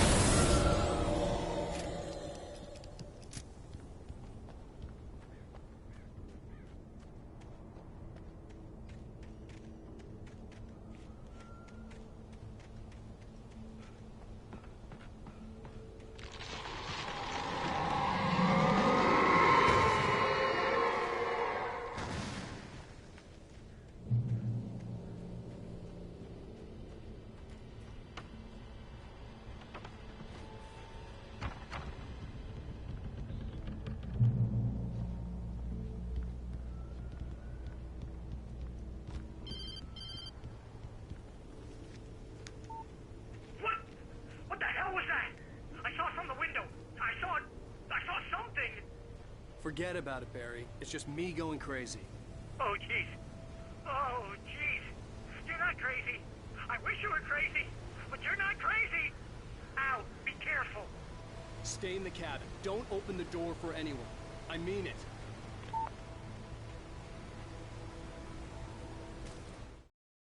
In that last instant of consciousness, Rusty thought about Rose. He was older than she was. Rose was barely out of her teens, but she made him feel young and forget what a train wreck his long-dead marriage had been. He still wore the ring. He'd been waiting for her to tell him to take it off. Now she never would.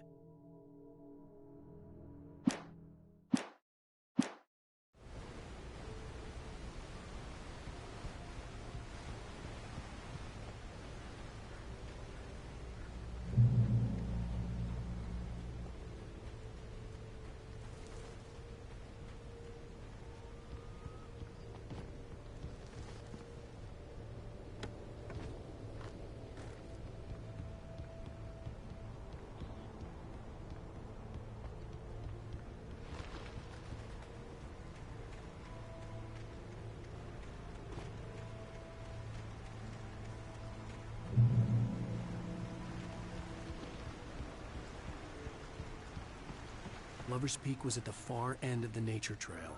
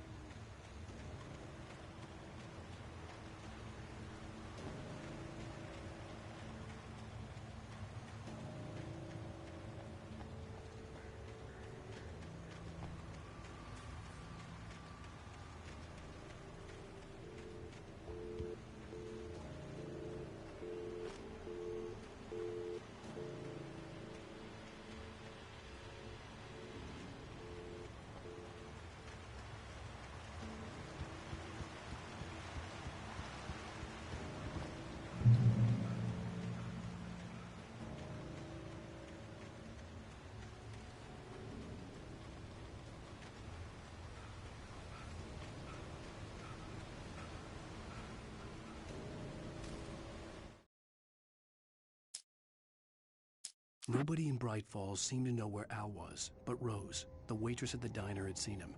From what Barry could tell, Al pretty much fell off the face of the earth when he left the diner. Rose was just the kind of fan that Al hated, but she really tried to help. She was smart too, knew a lot about what was going on in the town, knew a lot about Al, even knew who Barry was. Barry liked her. That was no big surprise. When it came to women, Barry and Al rarely saw eye to eye.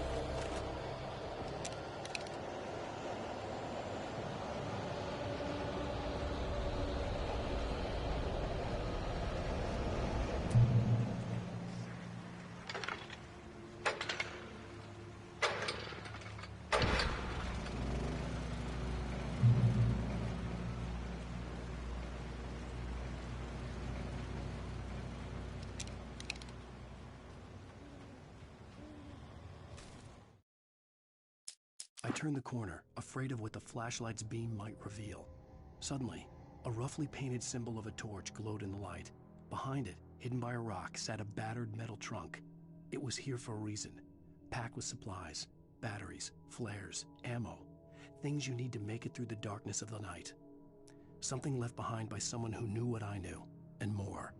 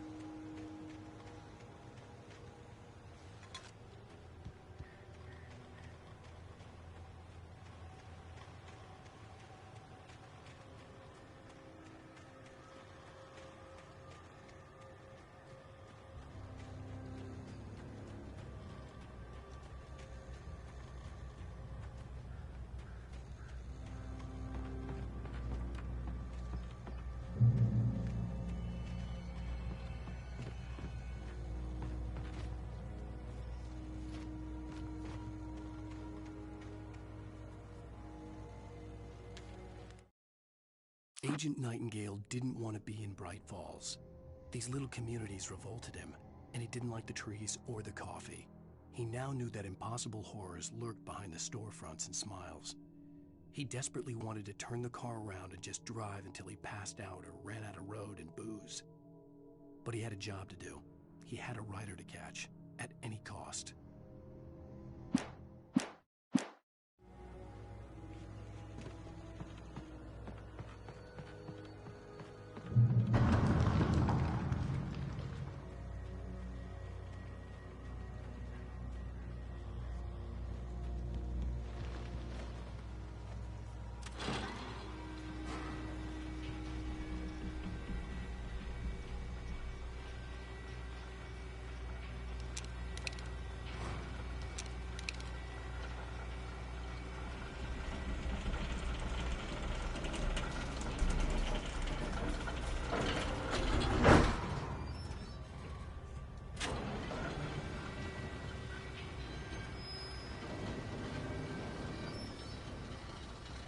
Shit.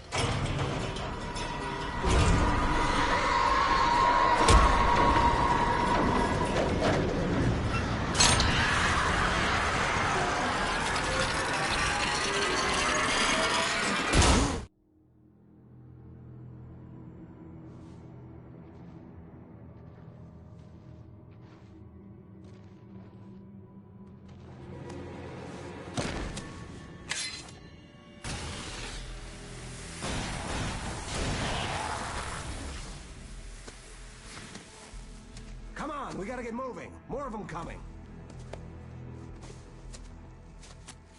That flashlight's kid stuff.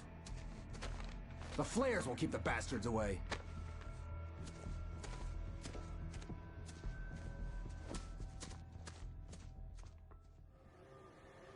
You can see them too? Hell, of course I see them. Come on, we gotta move. Why? Because that's the way the story goes. Yeah, but... Let's move! I lost my gun back there. Oh, I've got a gun. Just keep that light steady on him. It took a moment, but then I recognized him. He'd been on the ferry when I first arrived here with Alice. He knew my name. We were headed in the direction of Lover's Peak. There was no way this was a coincidence. He was the kidnapper. Come on, Wake! You better keep up. Hear that?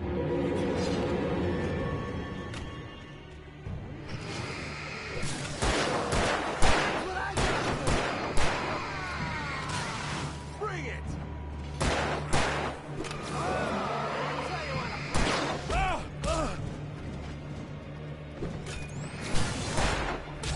Monster!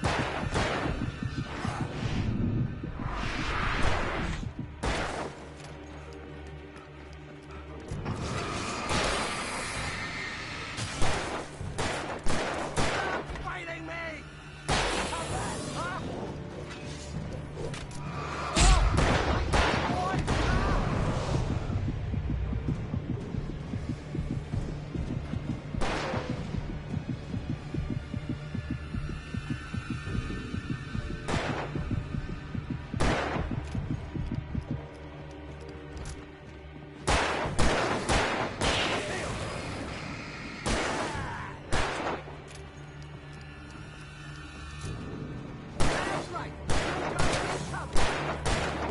Die already, die!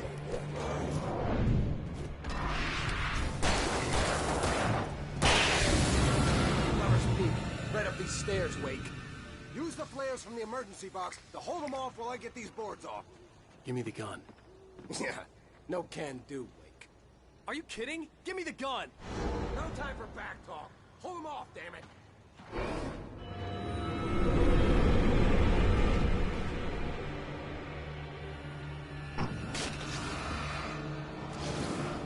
Just a little longer. Scare them off.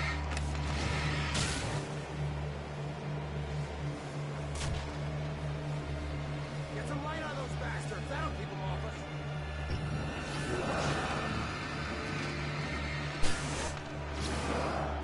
Just a little longer. I almost got it. Okay, it's open. Move it or lose it.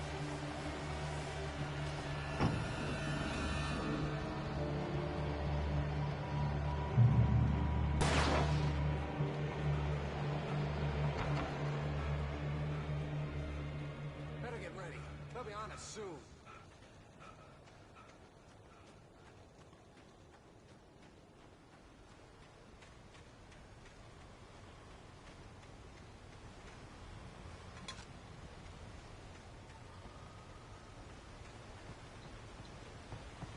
This is it, Wake.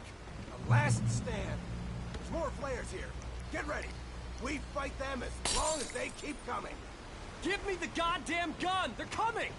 That's not how this goes. Get with the program, Wake.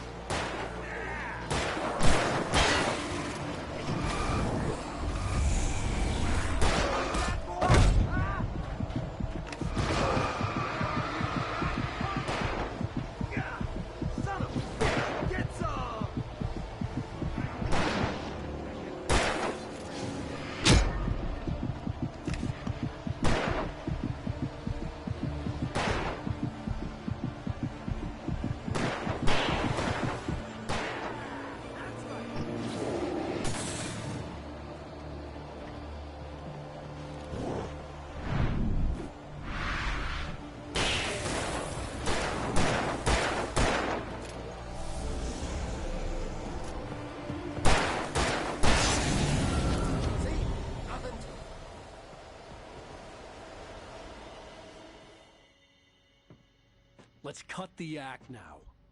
Where's my wife? I knew you were gonna say that. I read it all before. You're a hell of a writer. Congratulations. You're gonna bring about something glorious and terrible once we get you some proper editorial control. What the hell are you talking about? Where's Alice? I want the entire manuscript, or she's gonna suffer bad. You touch her now.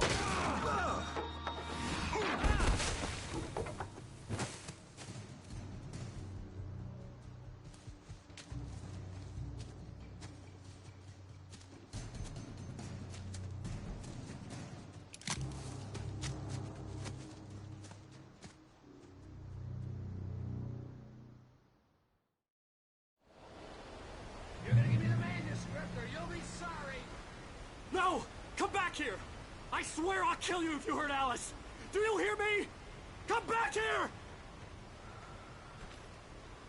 He had Alice, and he wanted the manuscript because he thought it held some magical power. On more than one occasion, Alice had tried to explain to me how it felt to be afraid of the dark. To her, darkness wasn't simply the absence of light, but something more tangible than that. It was something you could touch and feel. Worse than that, it was something with a mind of its own, something malicious and malign. For her, things changed when they were wrapped in darkness. They turned into something else, something foreign, and nothing was safe or innocent anymore. I'd never really understood what she meant, until now. But I had no manuscript to give him. I had to get back to Barry and figure out what next.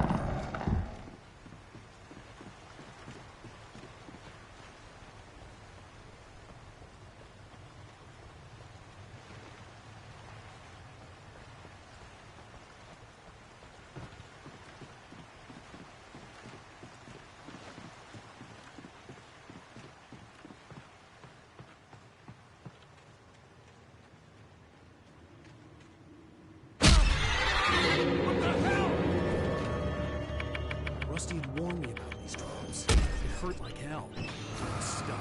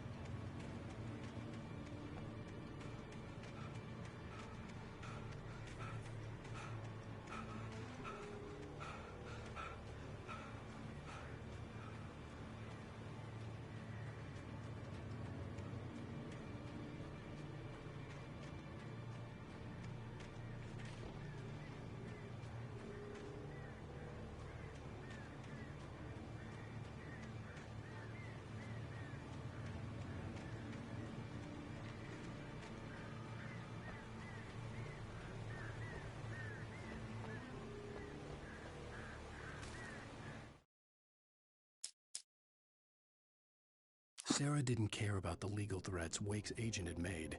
She let Wake go without argument, because there was something about him she couldn't quite put her finger on, something that reminded her of her father. She didn't think Wake would hurt his wife. Then she thought about the way he waded into Hartman, that hair-trigger rage flaring up without warning.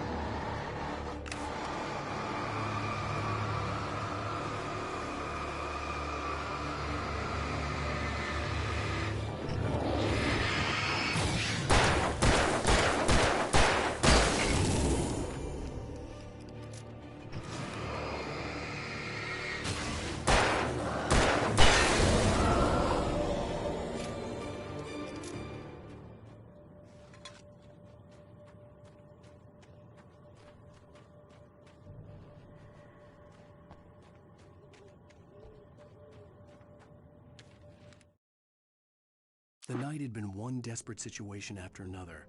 I was exhausted, and my body felt as though it had been chewed up and spat out. The flashlight was heavy in my hand, and each pull of the trigger sent a painful shock up my arm. But I was finally out of the woods, and things were looking up. That's when I heard the chainsaw.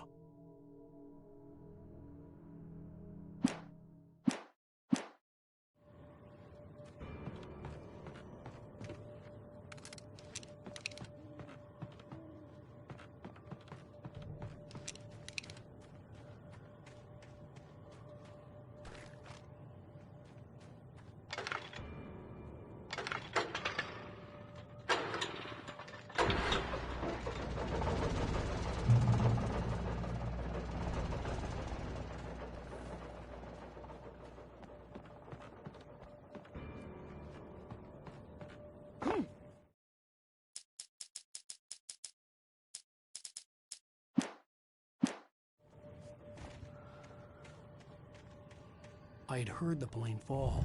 It made no sense.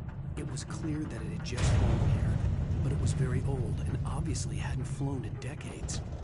Looking at it sent a shiver down my spine.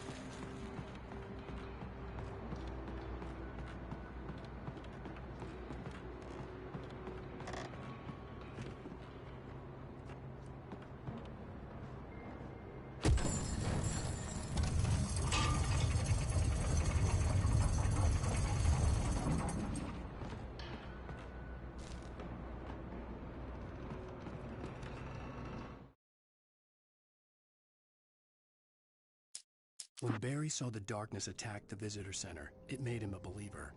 The men Al said he'd shot, they hadn't been just locals on crank. Somehow the world had changed, like the channel had been switched without warning. You think you're watching a sitcom, and you're really watching a horror show. When the birds started attacking the cabin, Barry wasn't surprised, just terrified.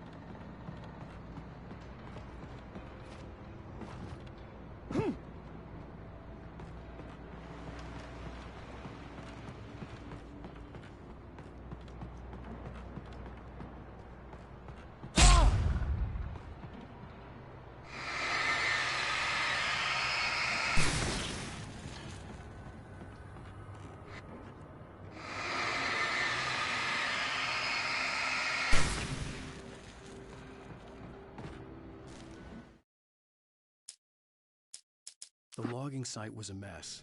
The modular office had been pushed off the cliff. Deputy Thornton climbed up from the wreckage excited, breathing hard from the exertion. Nobody there. It's weird. Don't you think that's weird? Bored, Mulligan let out a mighty snort. Hell, it's always weird, Thornton. Just a question of sorting out what kind of weird it is this time around.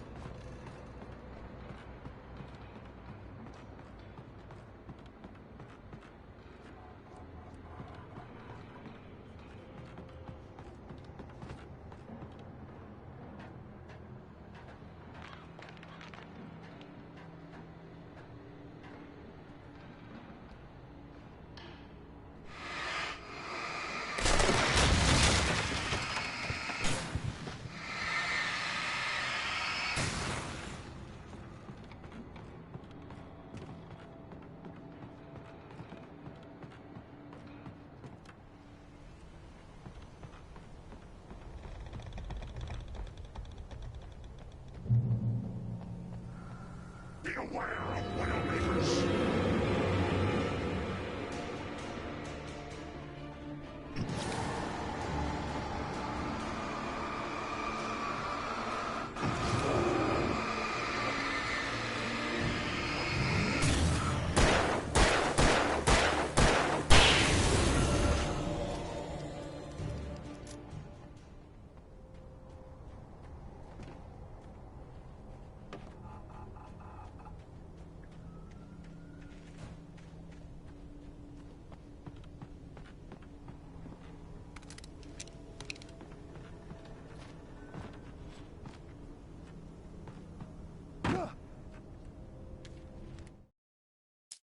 Shadows stirred and the wind picked up as I ran through the forest. I felt the dark presence turning its gaze toward me. Then the moonlight was blotted out by dark shadows that raced violently across the ground, moving too swiftly to be natural. Darkness gathered between the trees and melted again to reveal the Taken. No natural path had brought them here.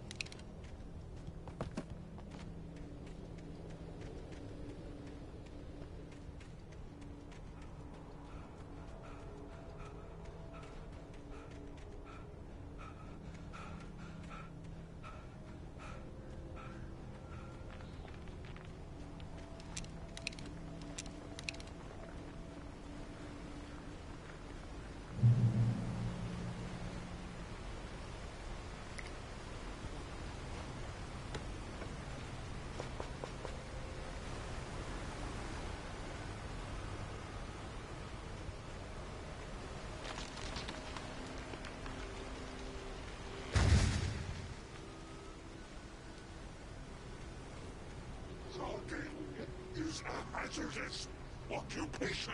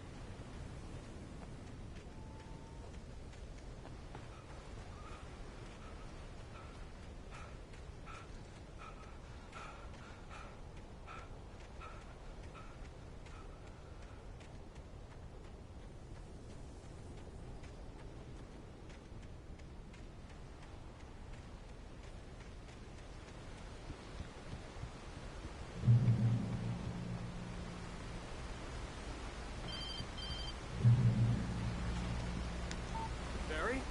Al, the porch is covered with burns. They've got old Hitchcock on me. Stay out of sight. I'm on my way. Don't open the door. What, am I crazy? Stay hidden. I'll be there soon. Just make sure you keep the lights on.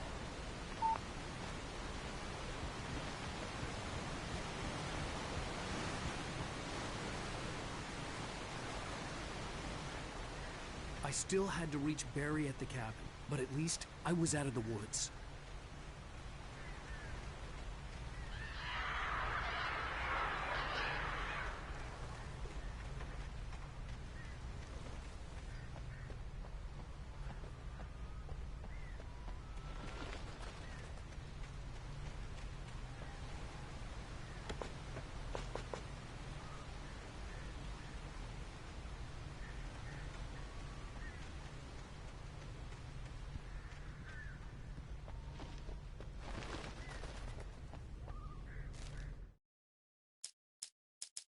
The FBI agent's command froze me in place. I considered surrender. It was all falling apart anyway. I could give in, let someone else deal with it, but it felt all wrong. Call it instinct, his posture, the way he held the gun. He was no friend. Shots ringing in my ears, I leaped for the hole in the fence and stumbled into the darkness beyond.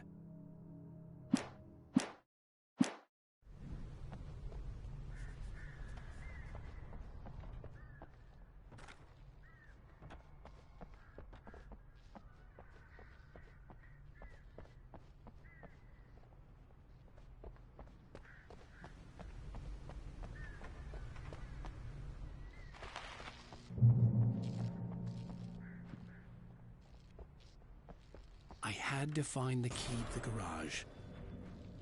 A story is not a machine that does what you tell it. A story is a beast with a life of its own. You can create it, shape it, but as the story grows, it starts wanting things of its own. Change one thing and you set off a chain reaction of events that spreads through the whole thing. The characters have to be true to themselves. The events need to follow a logic that fits the story. A single flaw and the magic is gone. The story dies. Alice dies. You can hold nature and yourself.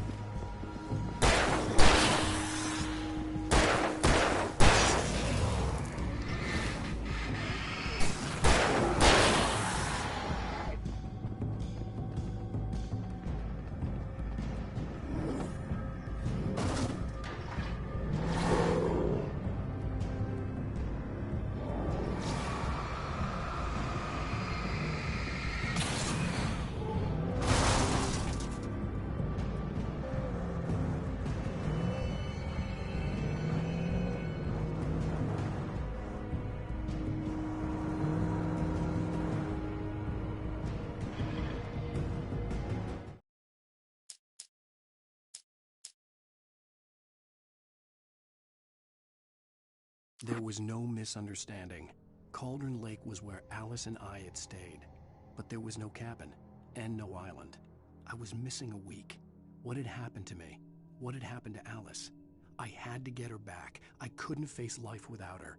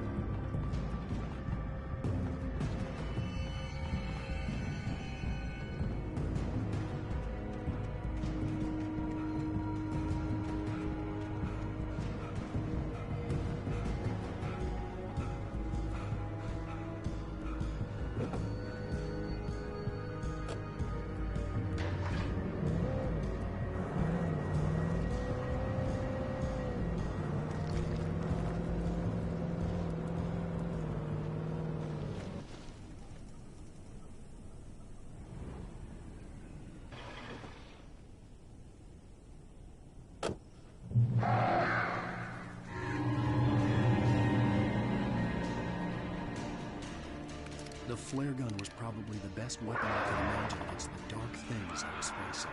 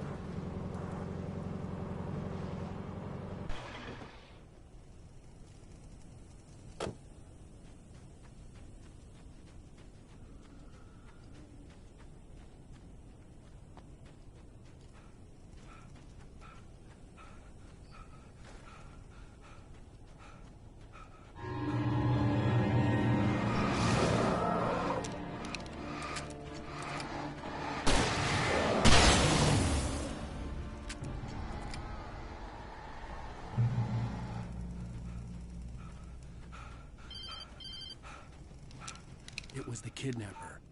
You son of a bitch! Where's my wife? Enough horseplay, Wake. You deliver the manuscript, and you can have your woman back. Simple as that. I don't... Listen. I'm gonna need time to finish it. I still need to write the ending. I need... a week. Not done? I need a week. 2 days. The old Bright Falls coal mine is nearby. You can find it easy, city boy. The main building, there at noon. You bring the manuscript, you'll get your wife.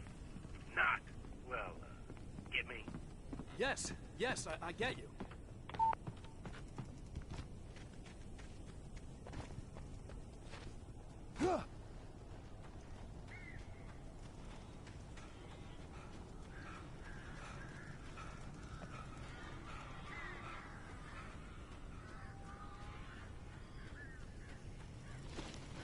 Barry had talked about birds over the phone.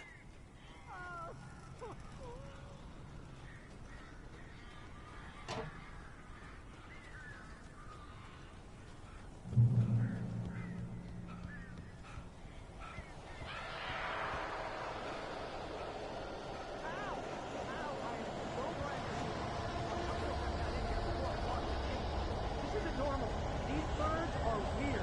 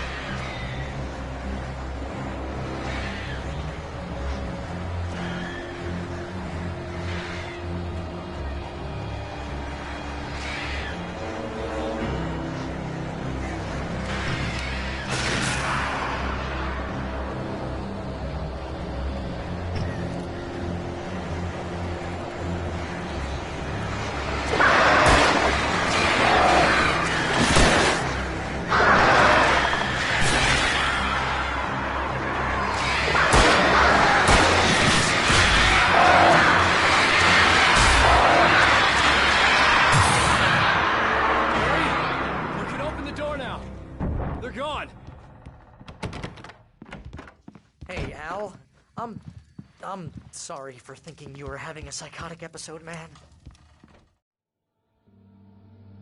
I sent Barry to the town to ask around about a man fitting the kidnapper's description.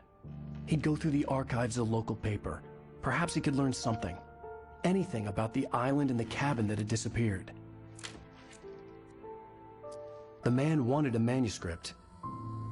I had to try to write him one to get Alice back.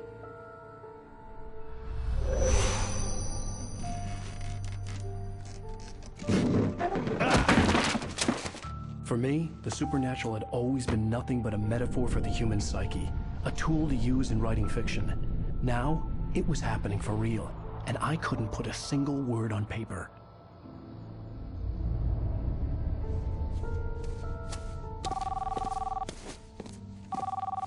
Barry Wheeler speaking. This is Rose. Rose? I found Mr. Wake's pages. Oh, you sweet, brilliant girl. Could you and Mr. Wake come get them? I live in the trailer park outside the town. We'll be there in less than an hour. Bye now. See you soon. Have a great day. Hope you come back soon. Welcome to the Oh Dear Diner. Good girl.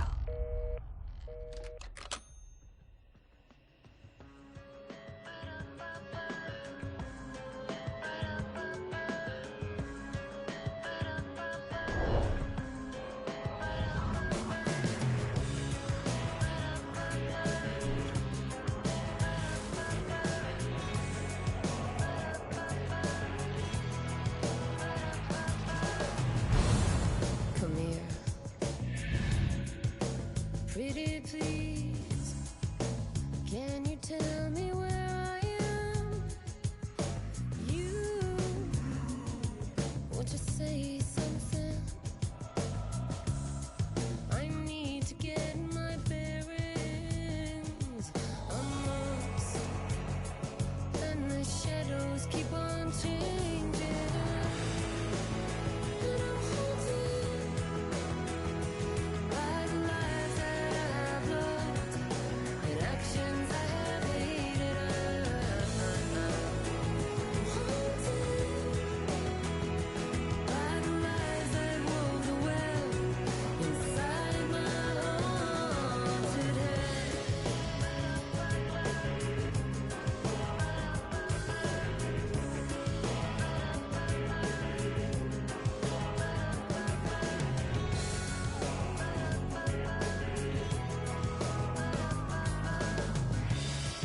Don't cry. There's always a way. Previously on Alan Wake, Alice has been kidnapped. Alan, please help me. Alice? You'll do exactly what I say if you ever want to see your wife again. I can't tell anyone except my agent Barry. Damn it, Barry, they'll kill her. You're my best friend, and I'm worried that you're not right in the head. The ransom is a manuscript I supposedly wrote that's coming true before my eyes. It happened just the way it was on that page. So dark. I have found only a few scattered pages. I want the entire manuscript. The deadline is in 2 days. I found Mr. Wake's pages. Good girl. How the hell did she get her hands on the manuscript anyway? I don't know. She's resourceful. I told you were too hard on her. Listen, I found out all sorts of interesting stuff while I was digging around. Yeah. Mr. Wake, it's Sheriff Breaker. We have an FBI agent here, Agent Nightingale. FBI? He's anxious to see you. You'd better come to the station. Okay, I'll be right over, Sheriff. Let's make this quick, huh? Help you folks? Name's Randolph. I'm the manager. We're looking for Rose. Works as a waitress down at the diner? Rose, sure. Nice girl. Who wants to know? I'm Alan Wake. The writer, huh? I heard on the radio you were visiting. Well, I'll show you her trailer. That Rose, she's a nice girl. Always pays her rent on time. As I was saying, Al, I found all sorts of weird stuff from the local newspaper's archives. This place is crazy.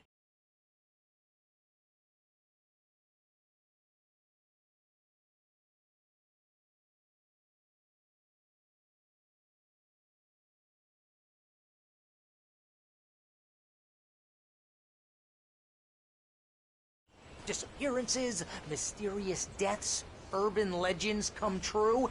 And, get this, most of this stuff takes place around Cauldron Lake. Well, you ain't wrong, mister. The Indians thought the lake was a doorway to the underworld. I'm the God-fearing type myself. I don't hold with that sort of thing. Yeah, okay. Anyway, there was an island there owned by a guy called Thomas Zane. Now, some of the articles I found about him make him out to be a famous writer. But I ran a bunch of searches, couldn't find a single thing he wrote. Zane was heavily into diving, so much so that the place came to be called Diver's Isle. But the volcano under the lake erupted in 1970, and Zane went down with the island. Yeah, how about that? It was there in the morning, as if it had fallen from the sky. But it would take a tornado to lift something like that. We're damn lucky it didn't crush any of the trailers.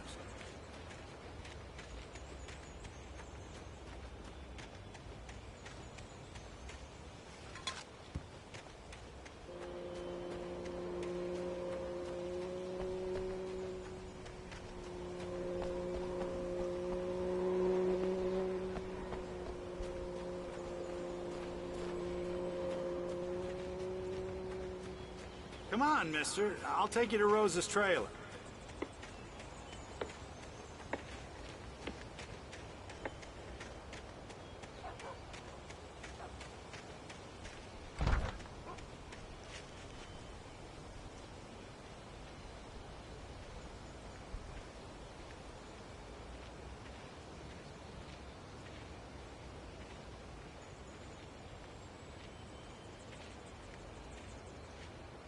It gets better.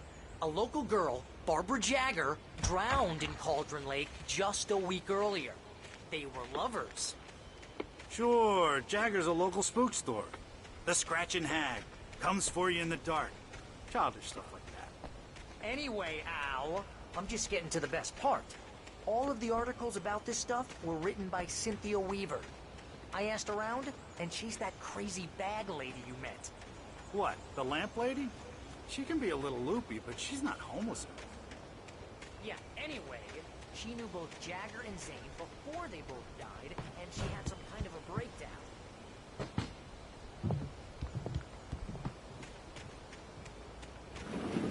Welcome to...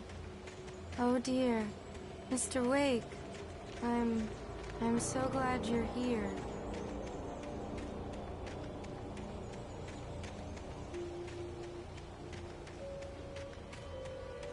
Rose, you have my manuscript? Oh. Oh, yes. Yes. Please, come in. Hey, this is really good. Rose, Yes, my manuscript. I really need it. I understand. I know what you need. A muse to inspire you. Oh, for Barry? She doesn't have anything. Yeah, hey, Al? Al, what's... Oh... Barry! What? What?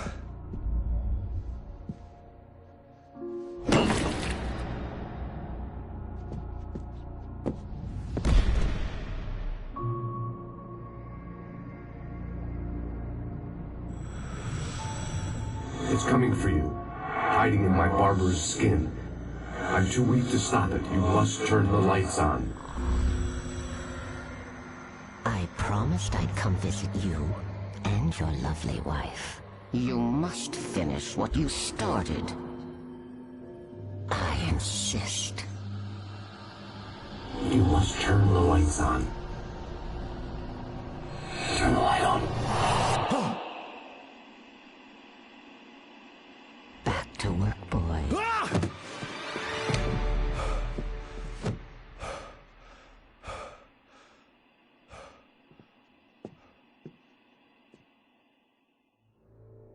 I felt nauseous, hungover. Only anger kept me going. I can't tell reality from dream anymore, but it seems I have an imaginary editor to help me. She's an old woman in a funeral dress. I call her Barbara Jagger. She's very strict.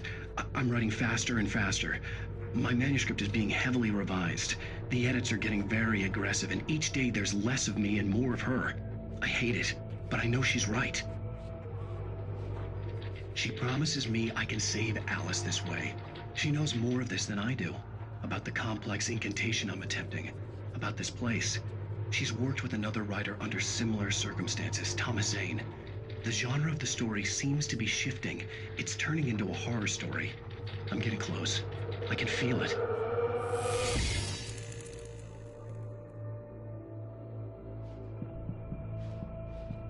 Rose took a day from me. I had less than 12 hours left to meet the kidnapper. All I could do was get Barry into the car, work something out once I got on the road. Welcome to the Oh Dear Diner. What can I get you today? Coffee? I couldn't work up much hate for Rose. Something had used her to get to me and left its mark. First refill is free. Milk and sugar on the counter there. Would you like to hear today's specials? Thank you. A nice day. Come back soon. Barry was out of it. He was way too heavy to carry. My gun and flashlight were gone. I'd have to find a way to get... Mr. Randolph liked Rose. That little smile she had. How she was still sweet when life had tried so hard to make her bitter. It wasn't any of his business what she did in her trailer. But those strangers, the writer and his smart-ass sidekick, looked like trouble. And they'd been in there for hours, way past her normal bedtime. He reached for the phone and called the sheriff's station.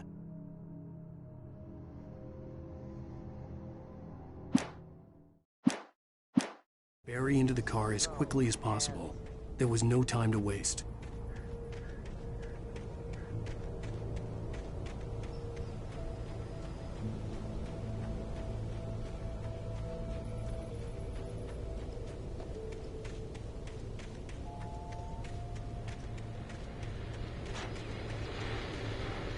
I just stepped outside to catch a breath of fresh air. Let me tell you, the weather's getting heavy. Nights like this make me especially glad I'm here talking to you.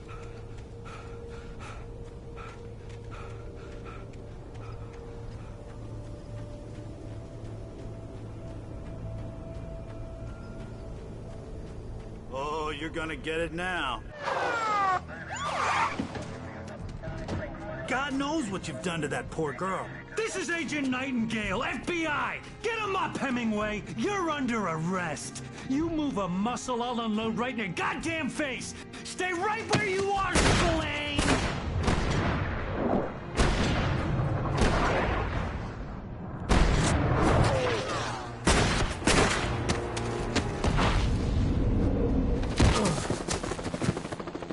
What are? I'm standing right here, you goddamn maniac!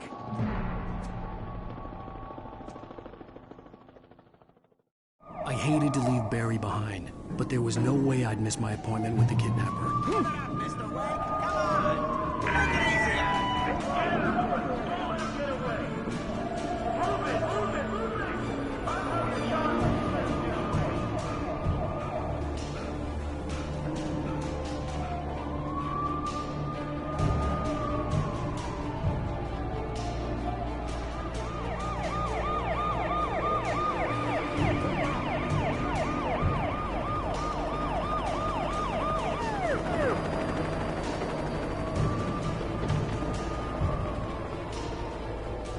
Stop running! We have the suspect in sight! Okay, man. Keep your eyes peeled. He's gonna try to make it through here. Where is he? Oh, damn. Over here! Run away! God damn it! Where did he go?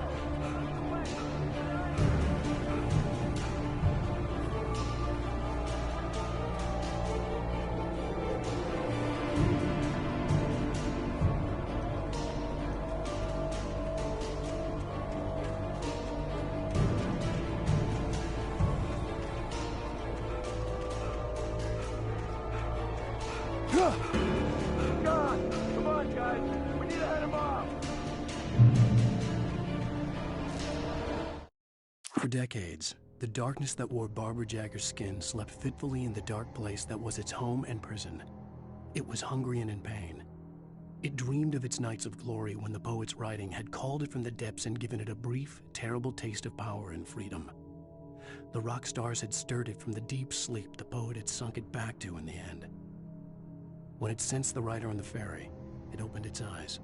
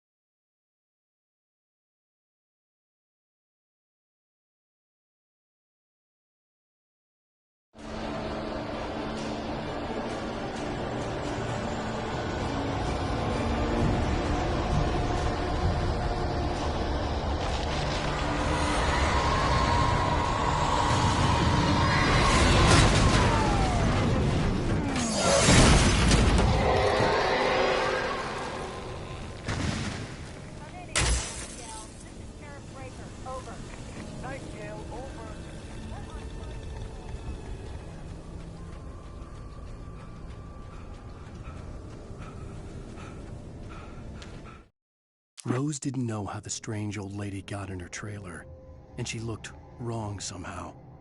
The woman showed her teeth in an approximation of a smile and traced a finger down Rose's cheek. "Pretty girl," she said. Rose felt as if she was falling asleep, but her knees didn't buckle. The crone spoke in a whisper, her words ice cold and dark in Rose's ear.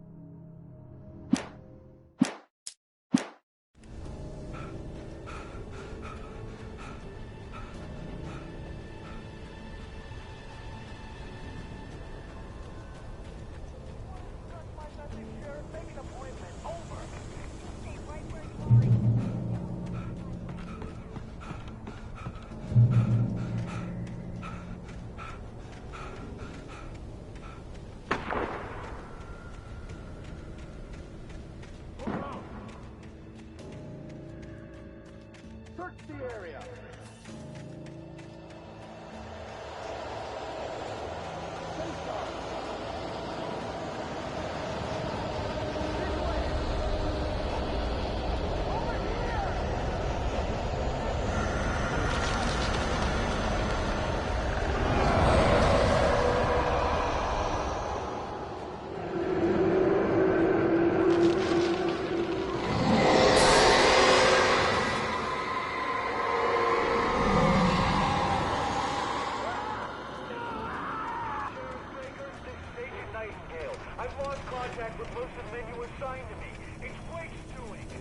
This horror was everywhere I went, circling me. The cops didn't stand a chance.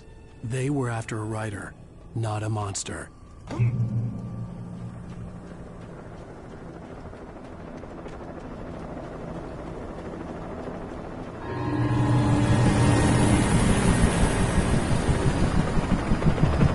on the ground. Hold it right there. There's nowhere to run. Freeze!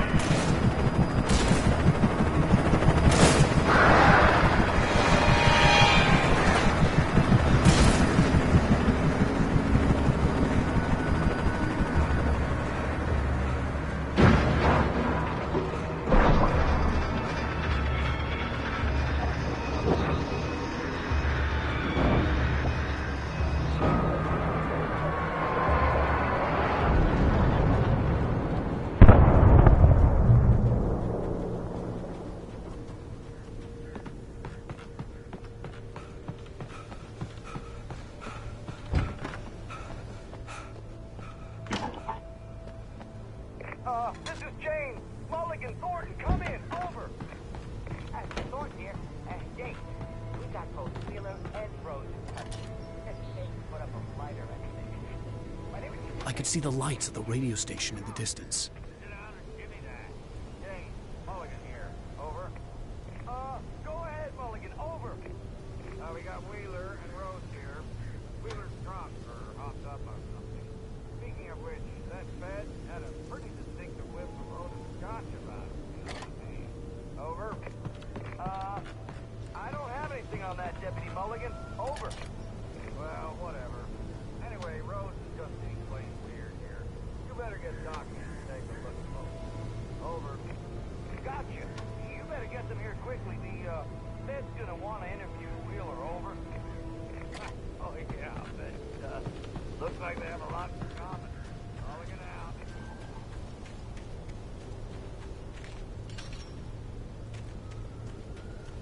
I imagined that the broadcast tower in the distance was part of the local radio station.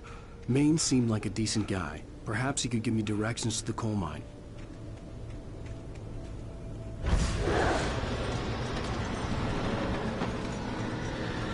Unnatural shadows clung to the gate.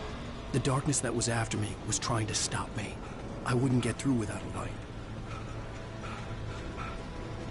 There was no power to the searchlight.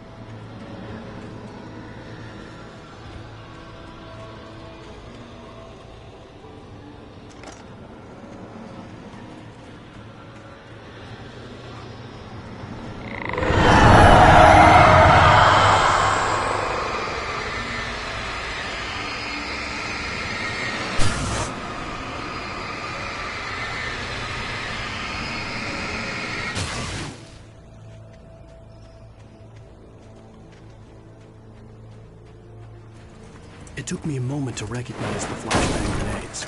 They were an ideal weapon for my situation. One, come in. Over. Team 1, this is Sheriff Breaker. Report. Over.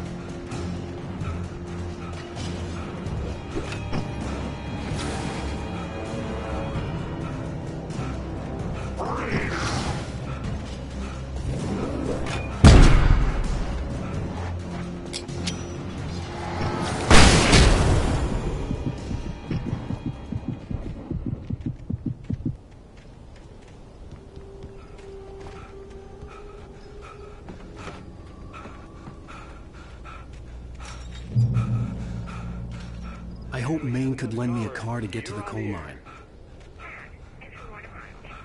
Why, hello, Lorna. What do you have for us?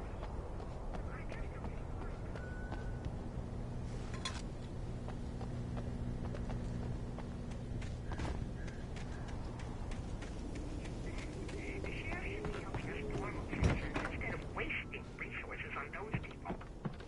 Well, You'll have to try to sort themselves out. I'm sorry, but my granddaddy settled in Bright Falls in 1911. well, thank you very much for that compassionate viewpoint, Lorna.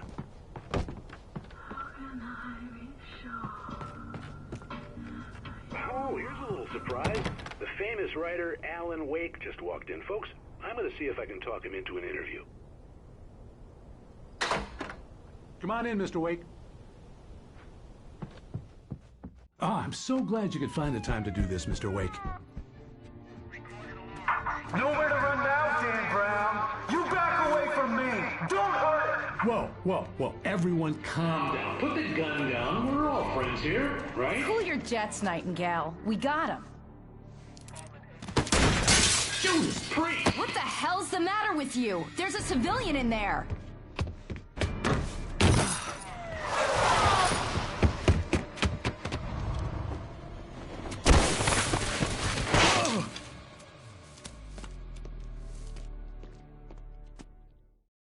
I'll get you yet, even if it kills me. You hear me?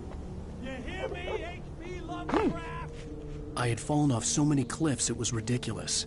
That's what you get for naming a book The Sudden Stop. It was probably good I hadn't had the chance to tell Maine where I was going. I'd have to lose the cops and find my own way to the mine.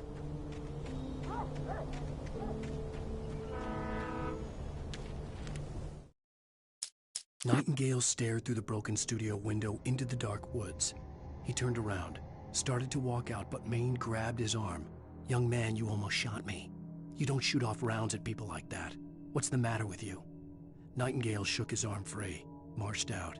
His cheeks burned with rage and humiliation.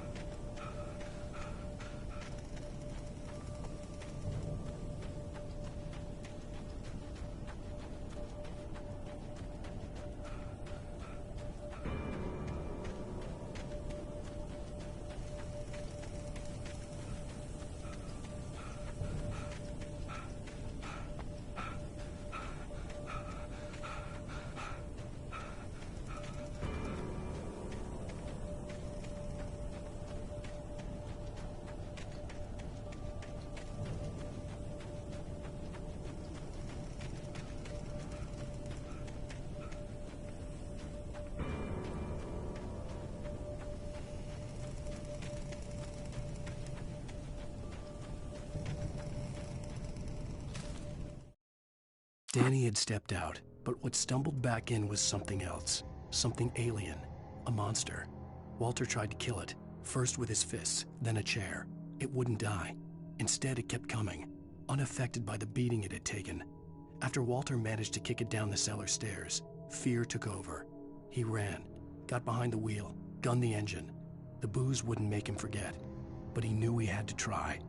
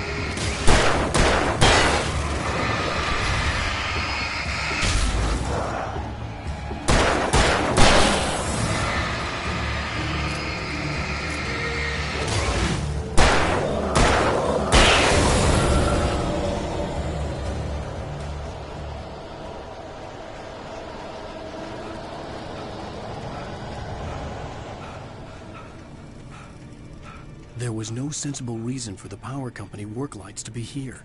It was almost as if they'd been left for someone like me to use.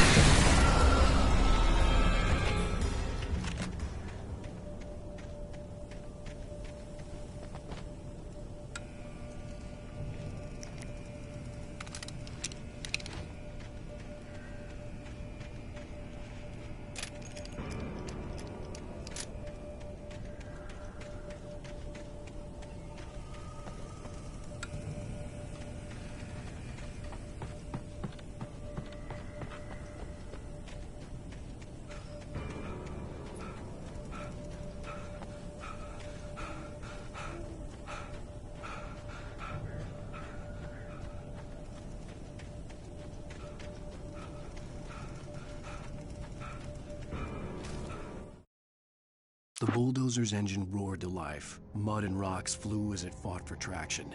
It crashed through the concrete wall and landed heavily in the yard.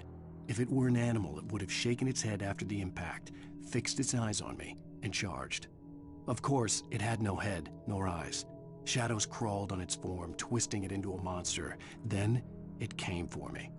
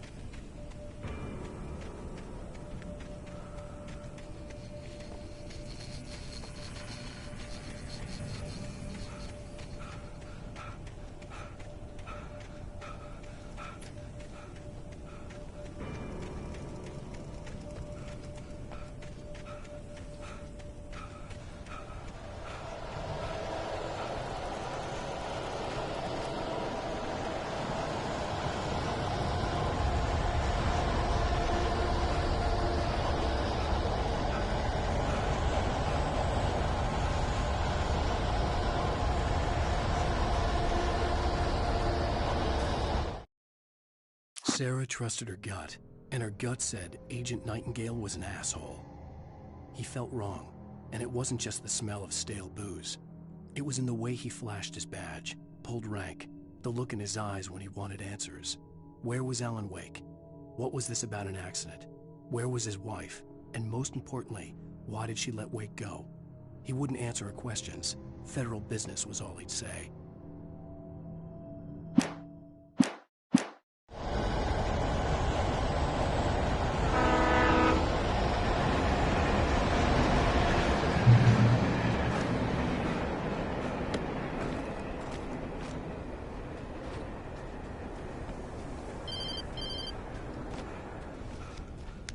Hello? The most stubborn man I've ever met. Alice? Alice? Alan. Alan. I'm so afraid. Keeps me in the dark. Please help me. I look at you, Alan, and it's not you. Something else. Looking out from behind your eyes. Alice, I'm here. I'm so alone here.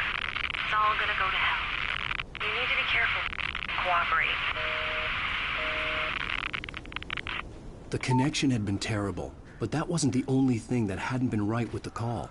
She sounded wrong somehow, but she had called me. The pipe wrenched itself loose from the bridge's steel framework. Wrapped in darkness, it floated in midair, twitching. For a moment, I didn't understand what I was looking at.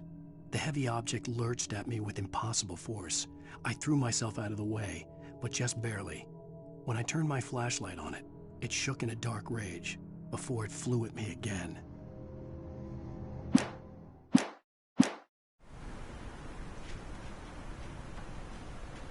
I could see a railway bridge up ahead and a warehouse of some sort on the opposite shore. I hoped I could find a car from there.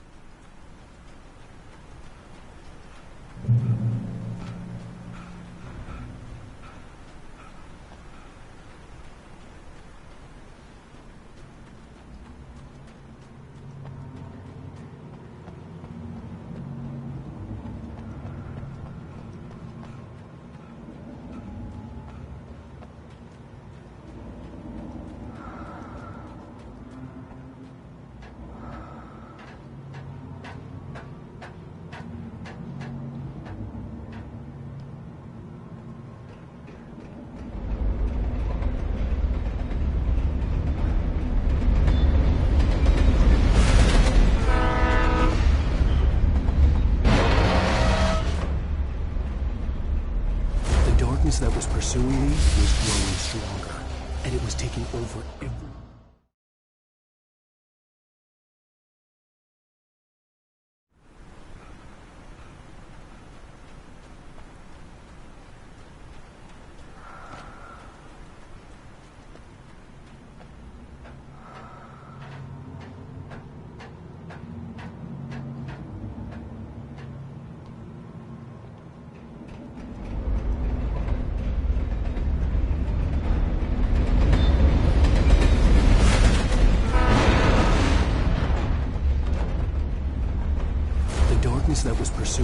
was growing stronger, and it was taking over everything in its path.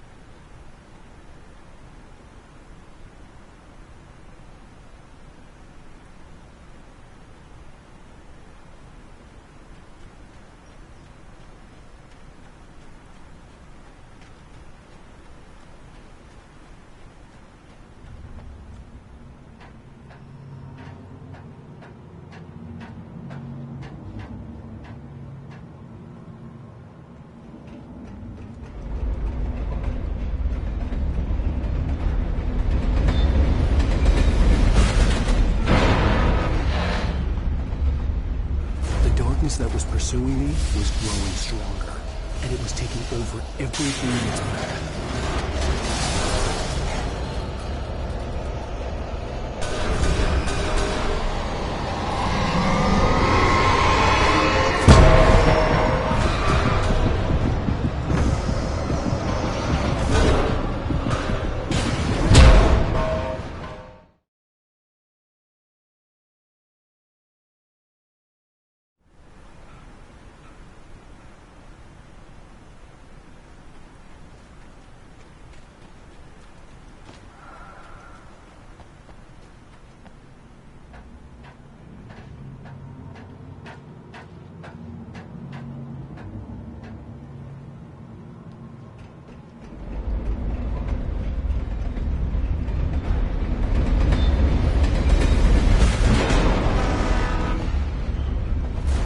That was pursuing me was growing stronger, and it was taking over everything in its path.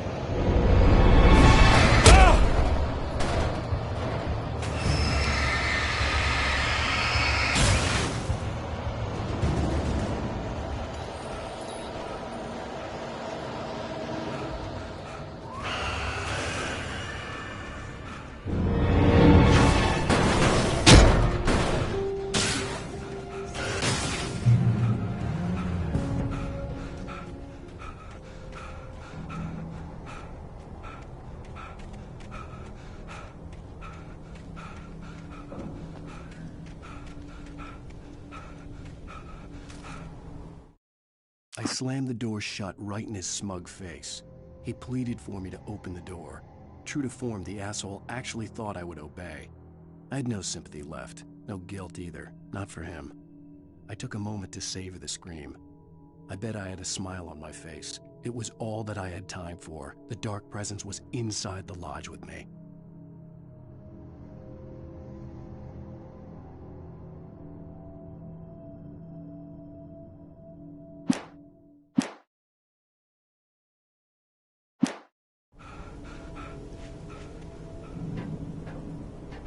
As a teenager, just starting to get interested in writing, Stephen King had been a source of inspiration to me. I thought about all the inanimate objects that had come to life in his books. No one is safe in a good horror story. Certainly not the protagonist. That's what makes them fun. This was anything but. The darkness could possess anything, and it was getting closer.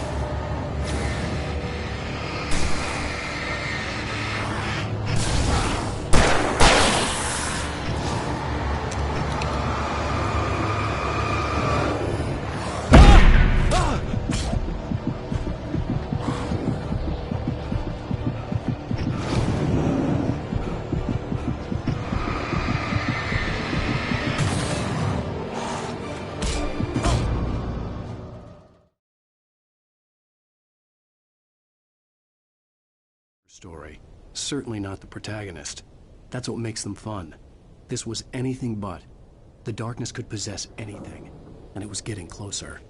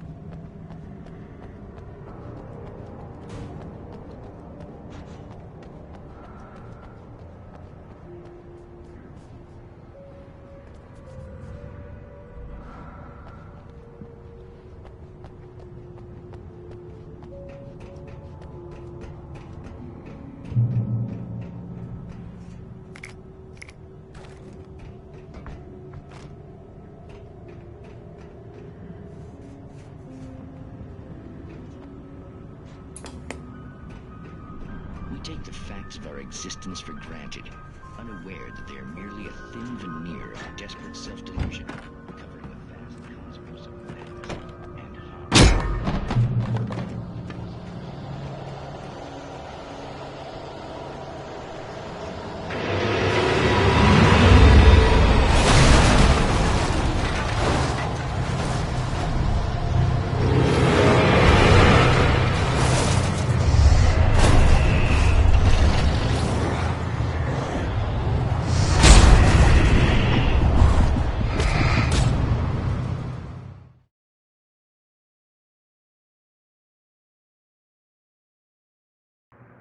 Oh, bro, the way enemies fucking magnetize on you in this game is so fucking awful.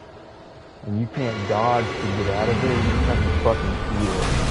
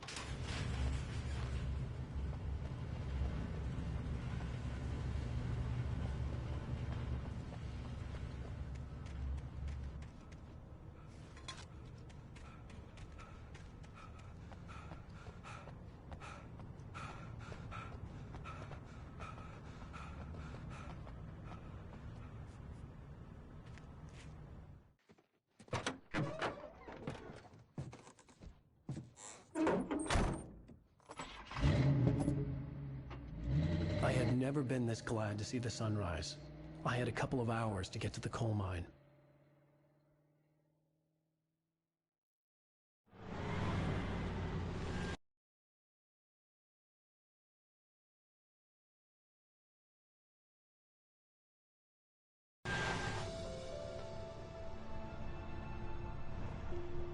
The coal mine wasn't far now.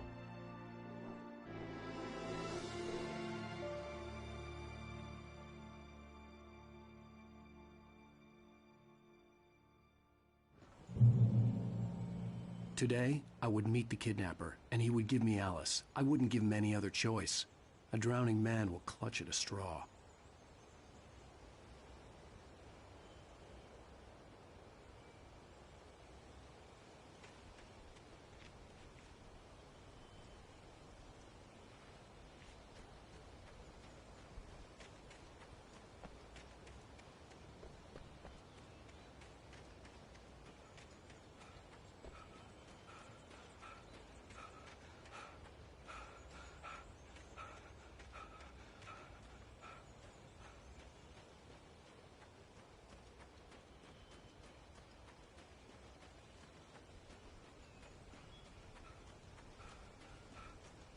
Even during daytime, I was being stalked. The bridge must have collapsed only moments after I'd crossed it.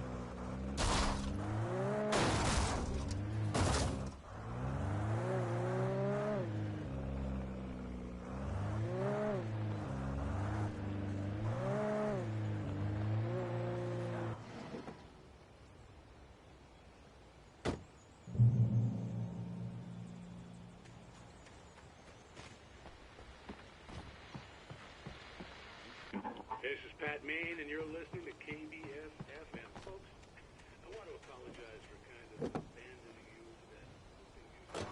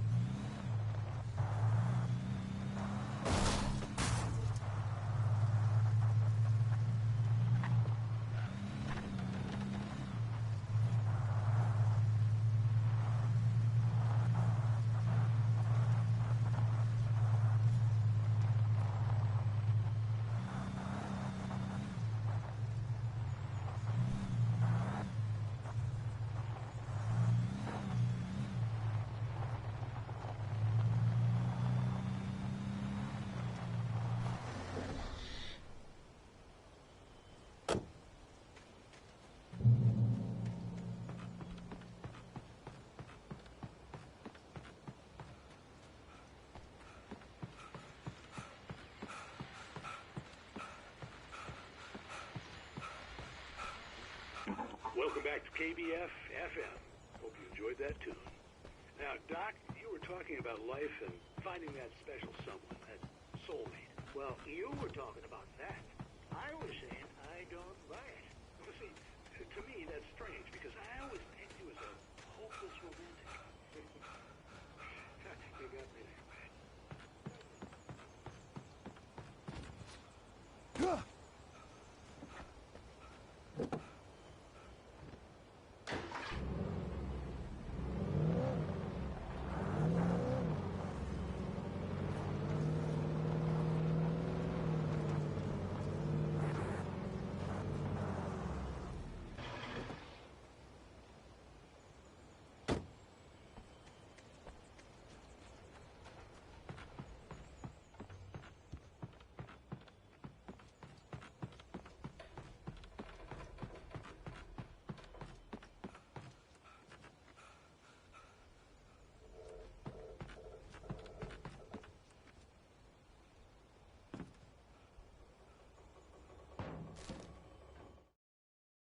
For Mott, spying on the writer on the ferry had been a disappointment. His boss had made Wake out to be something special, but Mott hadn't been impressed. He'd gotten a good long look at the wife, though, and he liked what he saw. Mott had fantasized about goading Wake into a fight, but it hadn't happened. Still, he'd get his chance to see if the writer had anything in him. He'd been promised as much.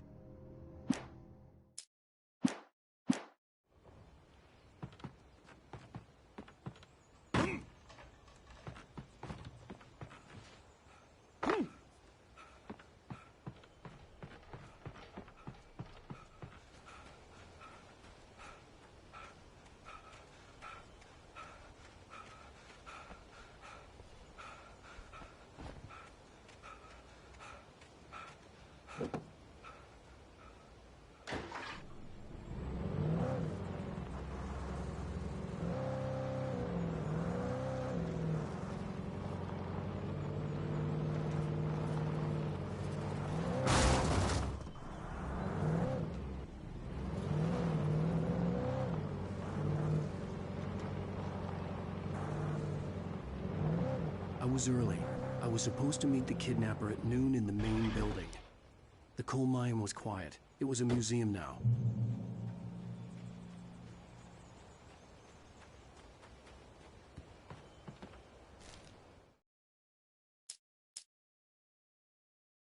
With Nightingale gone and the night wind blowing in through the broken studio window, Maine stared at Sarah. The sheriff looked away.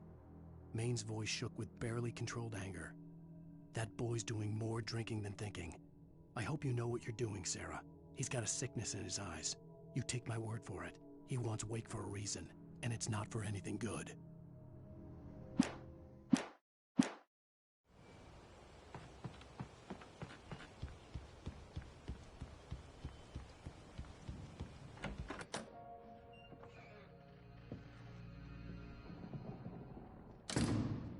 I didn't want to go outside.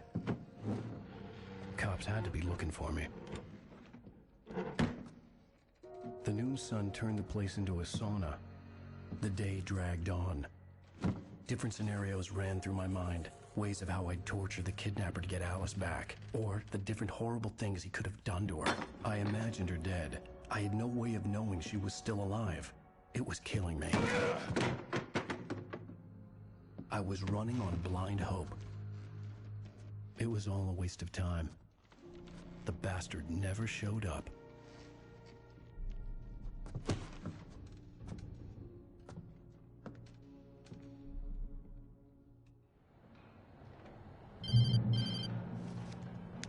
Wake! Where the hell are you? Change of plans. You know where Mirror Peak is? It's a big mountain north of where you are. You follow the path from the mine, you can't miss it. There's a lookout point there. I'll be waiting. I'm through being jerked around You by want you. to see your wife alive? Because if you do, you better watch what you say to me. Do we understand each other? I want to talk to Alice. Yeah, and I want the manuscript. Don't keep me waiting, Wake. Hello? Hello? Ah! I'm gonna kill him. I had to get to Mirror Peak.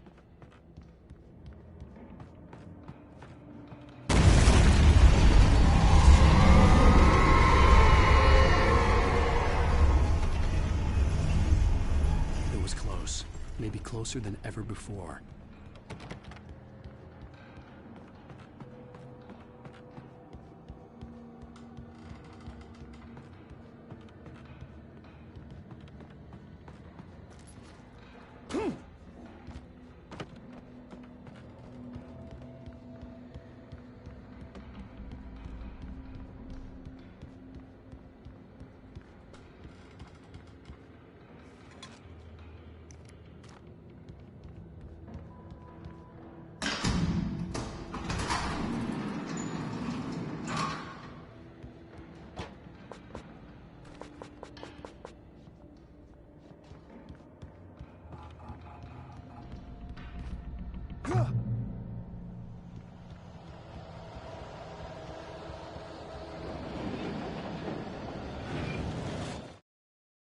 When Thomas Zane fell for Barbara Jagger, it happened fast.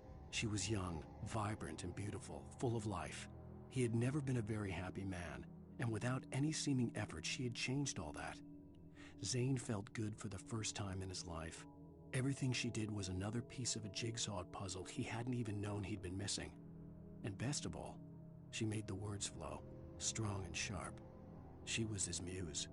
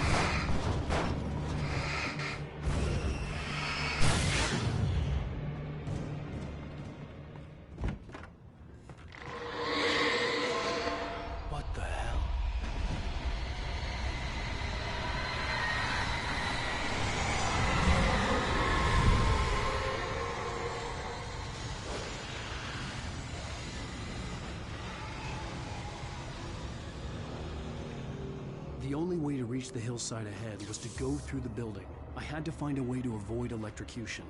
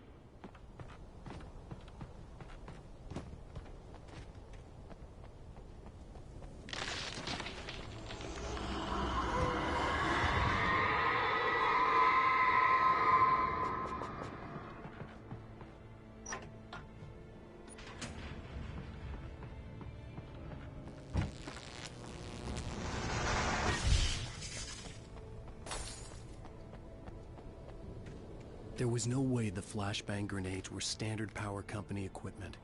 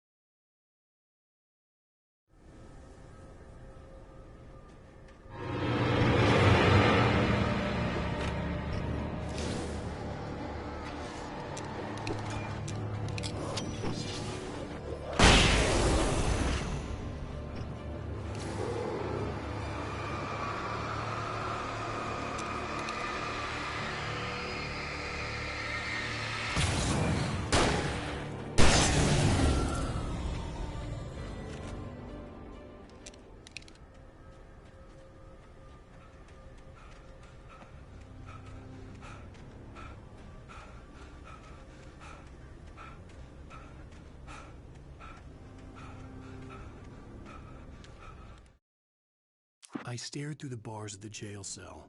Barry stood behind me, swaying on his feet, looking as ill as I felt. Agent Nightingale stood on the other side of the bars with Sheriff Breaker. Nightingale had a stack of manuscript pages in his hand. He seemed unhinged as he gloated. "Well, I've got you now, Raymond Chandler. It's all here. All the evidence, including conspiracy to murder a federal agent."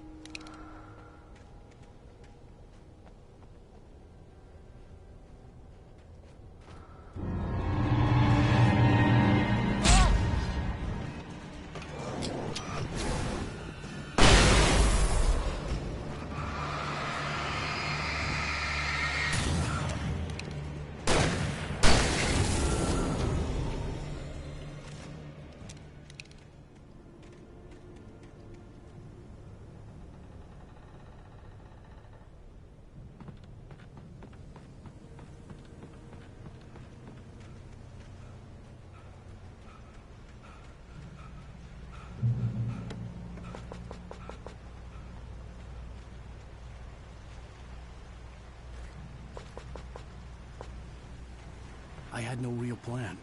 I was going to give the kidnapper all the manuscript pages I had for Alice. If that wasn't enough, I'd hold him at gunpoint and make him talk.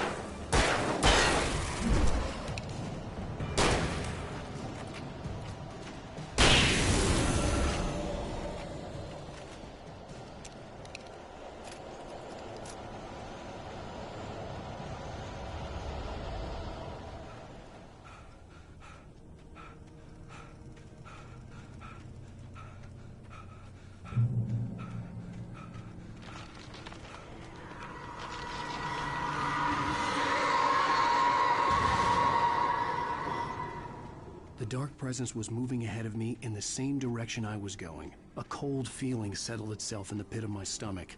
Was it going for Alice?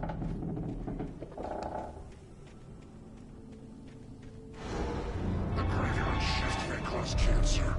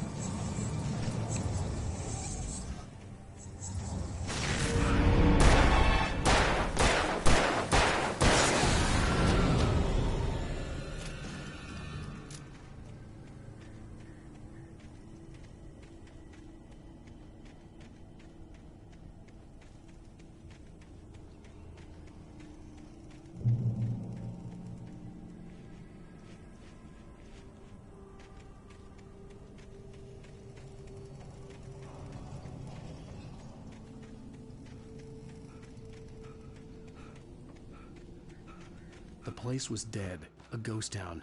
Had been for decades, maybe a century.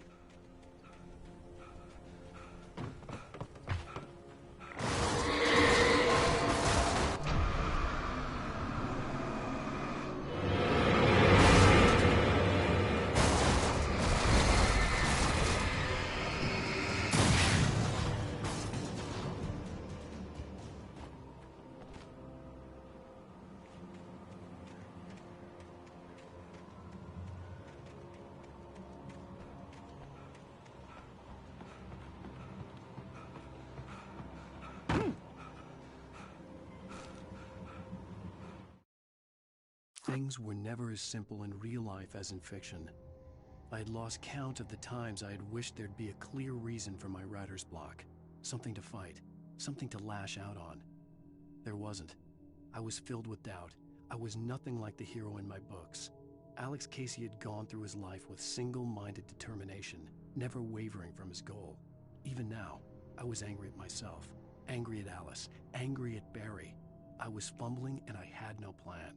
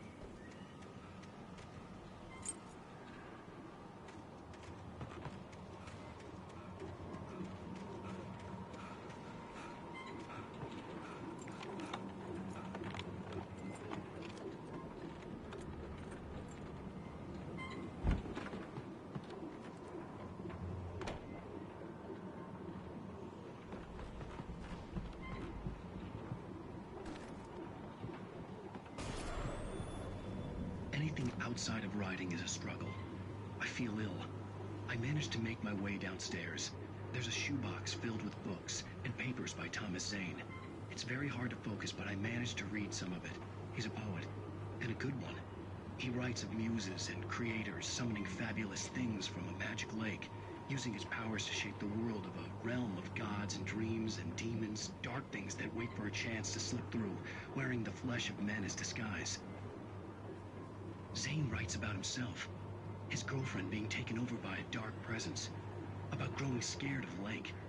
Zane believes it's a mirror to the gaping void of darkness above, where some Lovecraftian presence lurks. I crawl back upstairs. I'll borrow these things for my story. They ring true. They fit.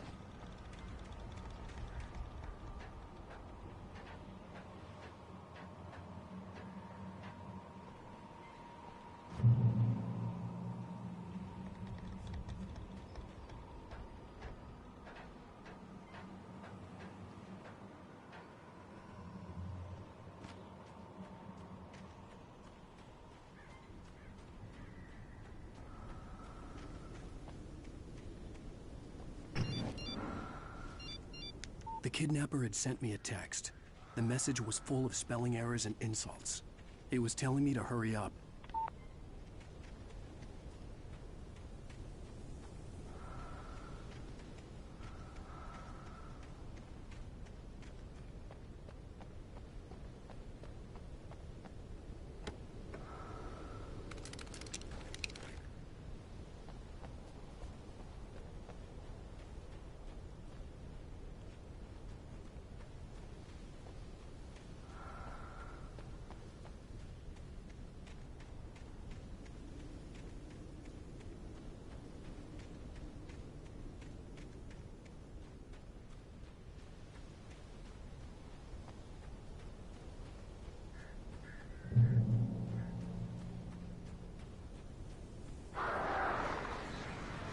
Birds.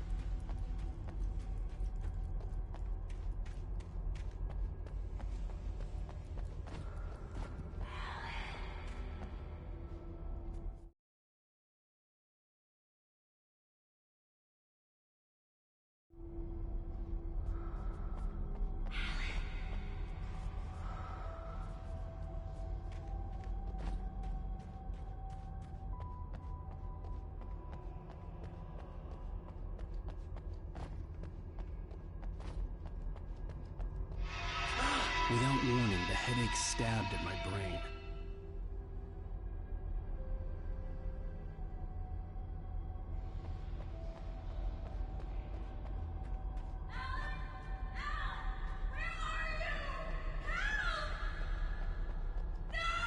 Alice?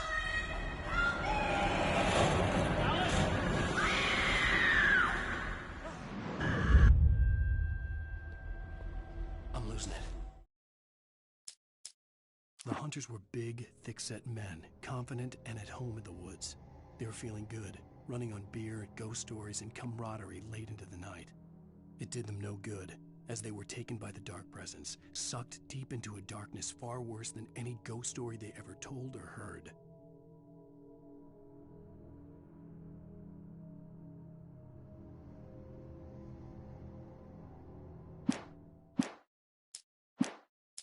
I gotta get out of here.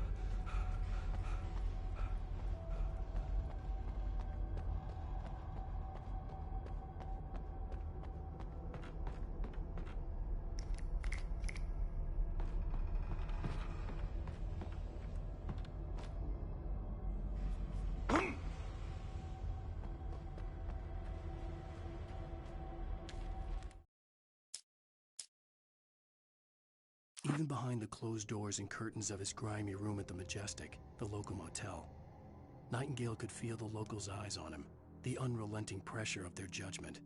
He forced it out of his mind. For all he knew, they could all be under Wake's spell already. You do what you have to do to get the job done. He took comfort from the bottle in his hand. Please, he thought, just let me get through this.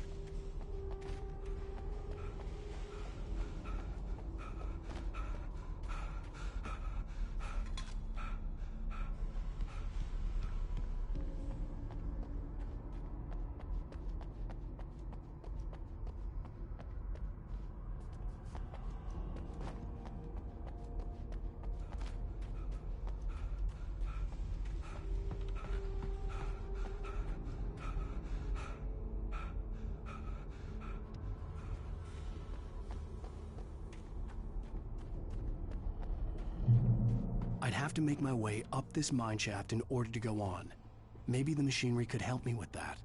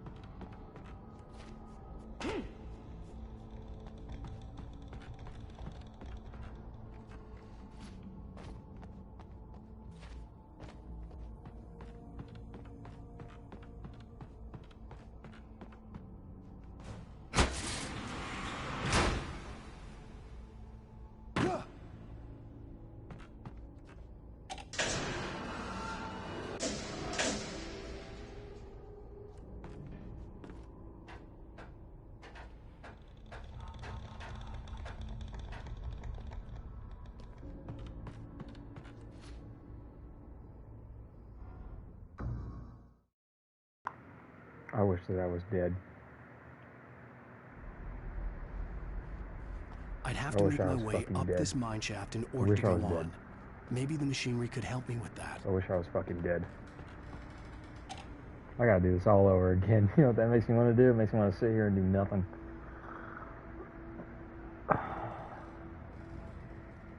God fucking damn it.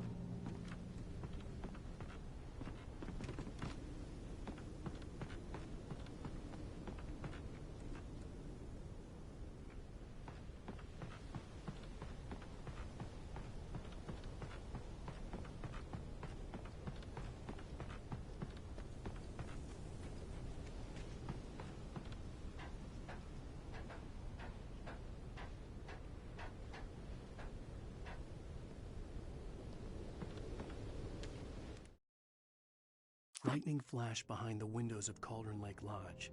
Tor Anderson laughed and held the steel hammer above his head. Nurse Sinclair was trying to calm him down without success. Tor grinned madly and shouted, "My hammer's up. Here's a friendly poke from Molnir, wench." He brought the hammer down with all his might on Sinclair's head. "We're on a comeback tour, baby."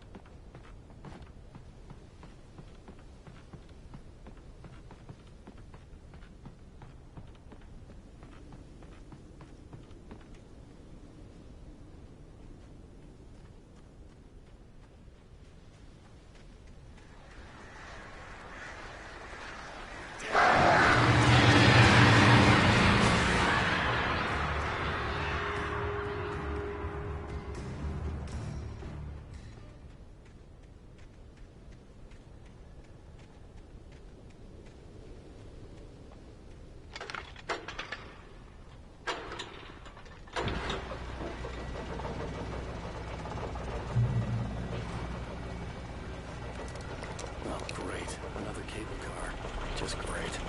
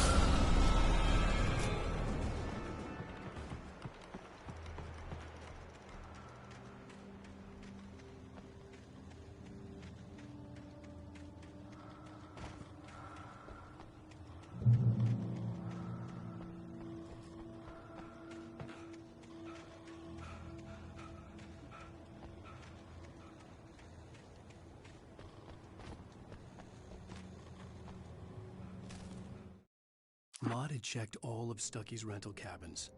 There had been no sign of the Wakes. It was dark when he'd found their car parked at the end of the road by Cauldron Lake. It made no sense. They must have taken a wrong turn, but there was no sign of them, and the car had been there for hours already. Frustrated, Mott stood on the rotten ruin of the footbridge that had once led to Diver's Isle before it sank beneath the waves years ago. The boss wouldn't be happy.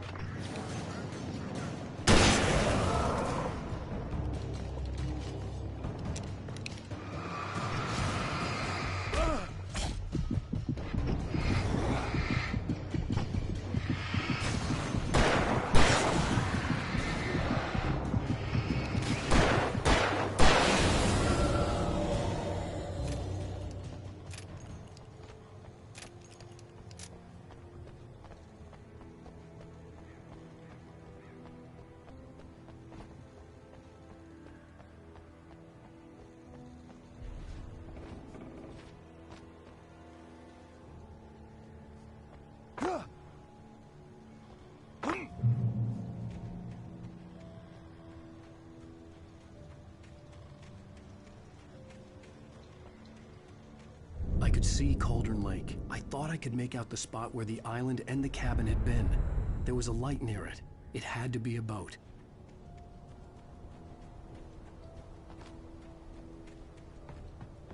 I was close now.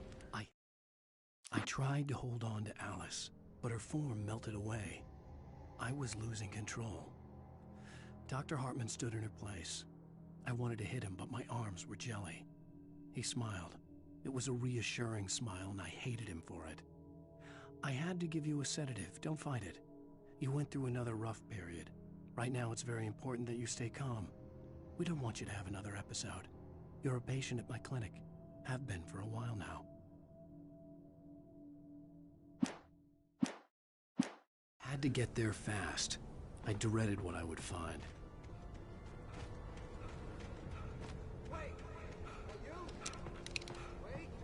Hey, I'm here! I'm coming! No! Get away! Sorry. Please, it's late.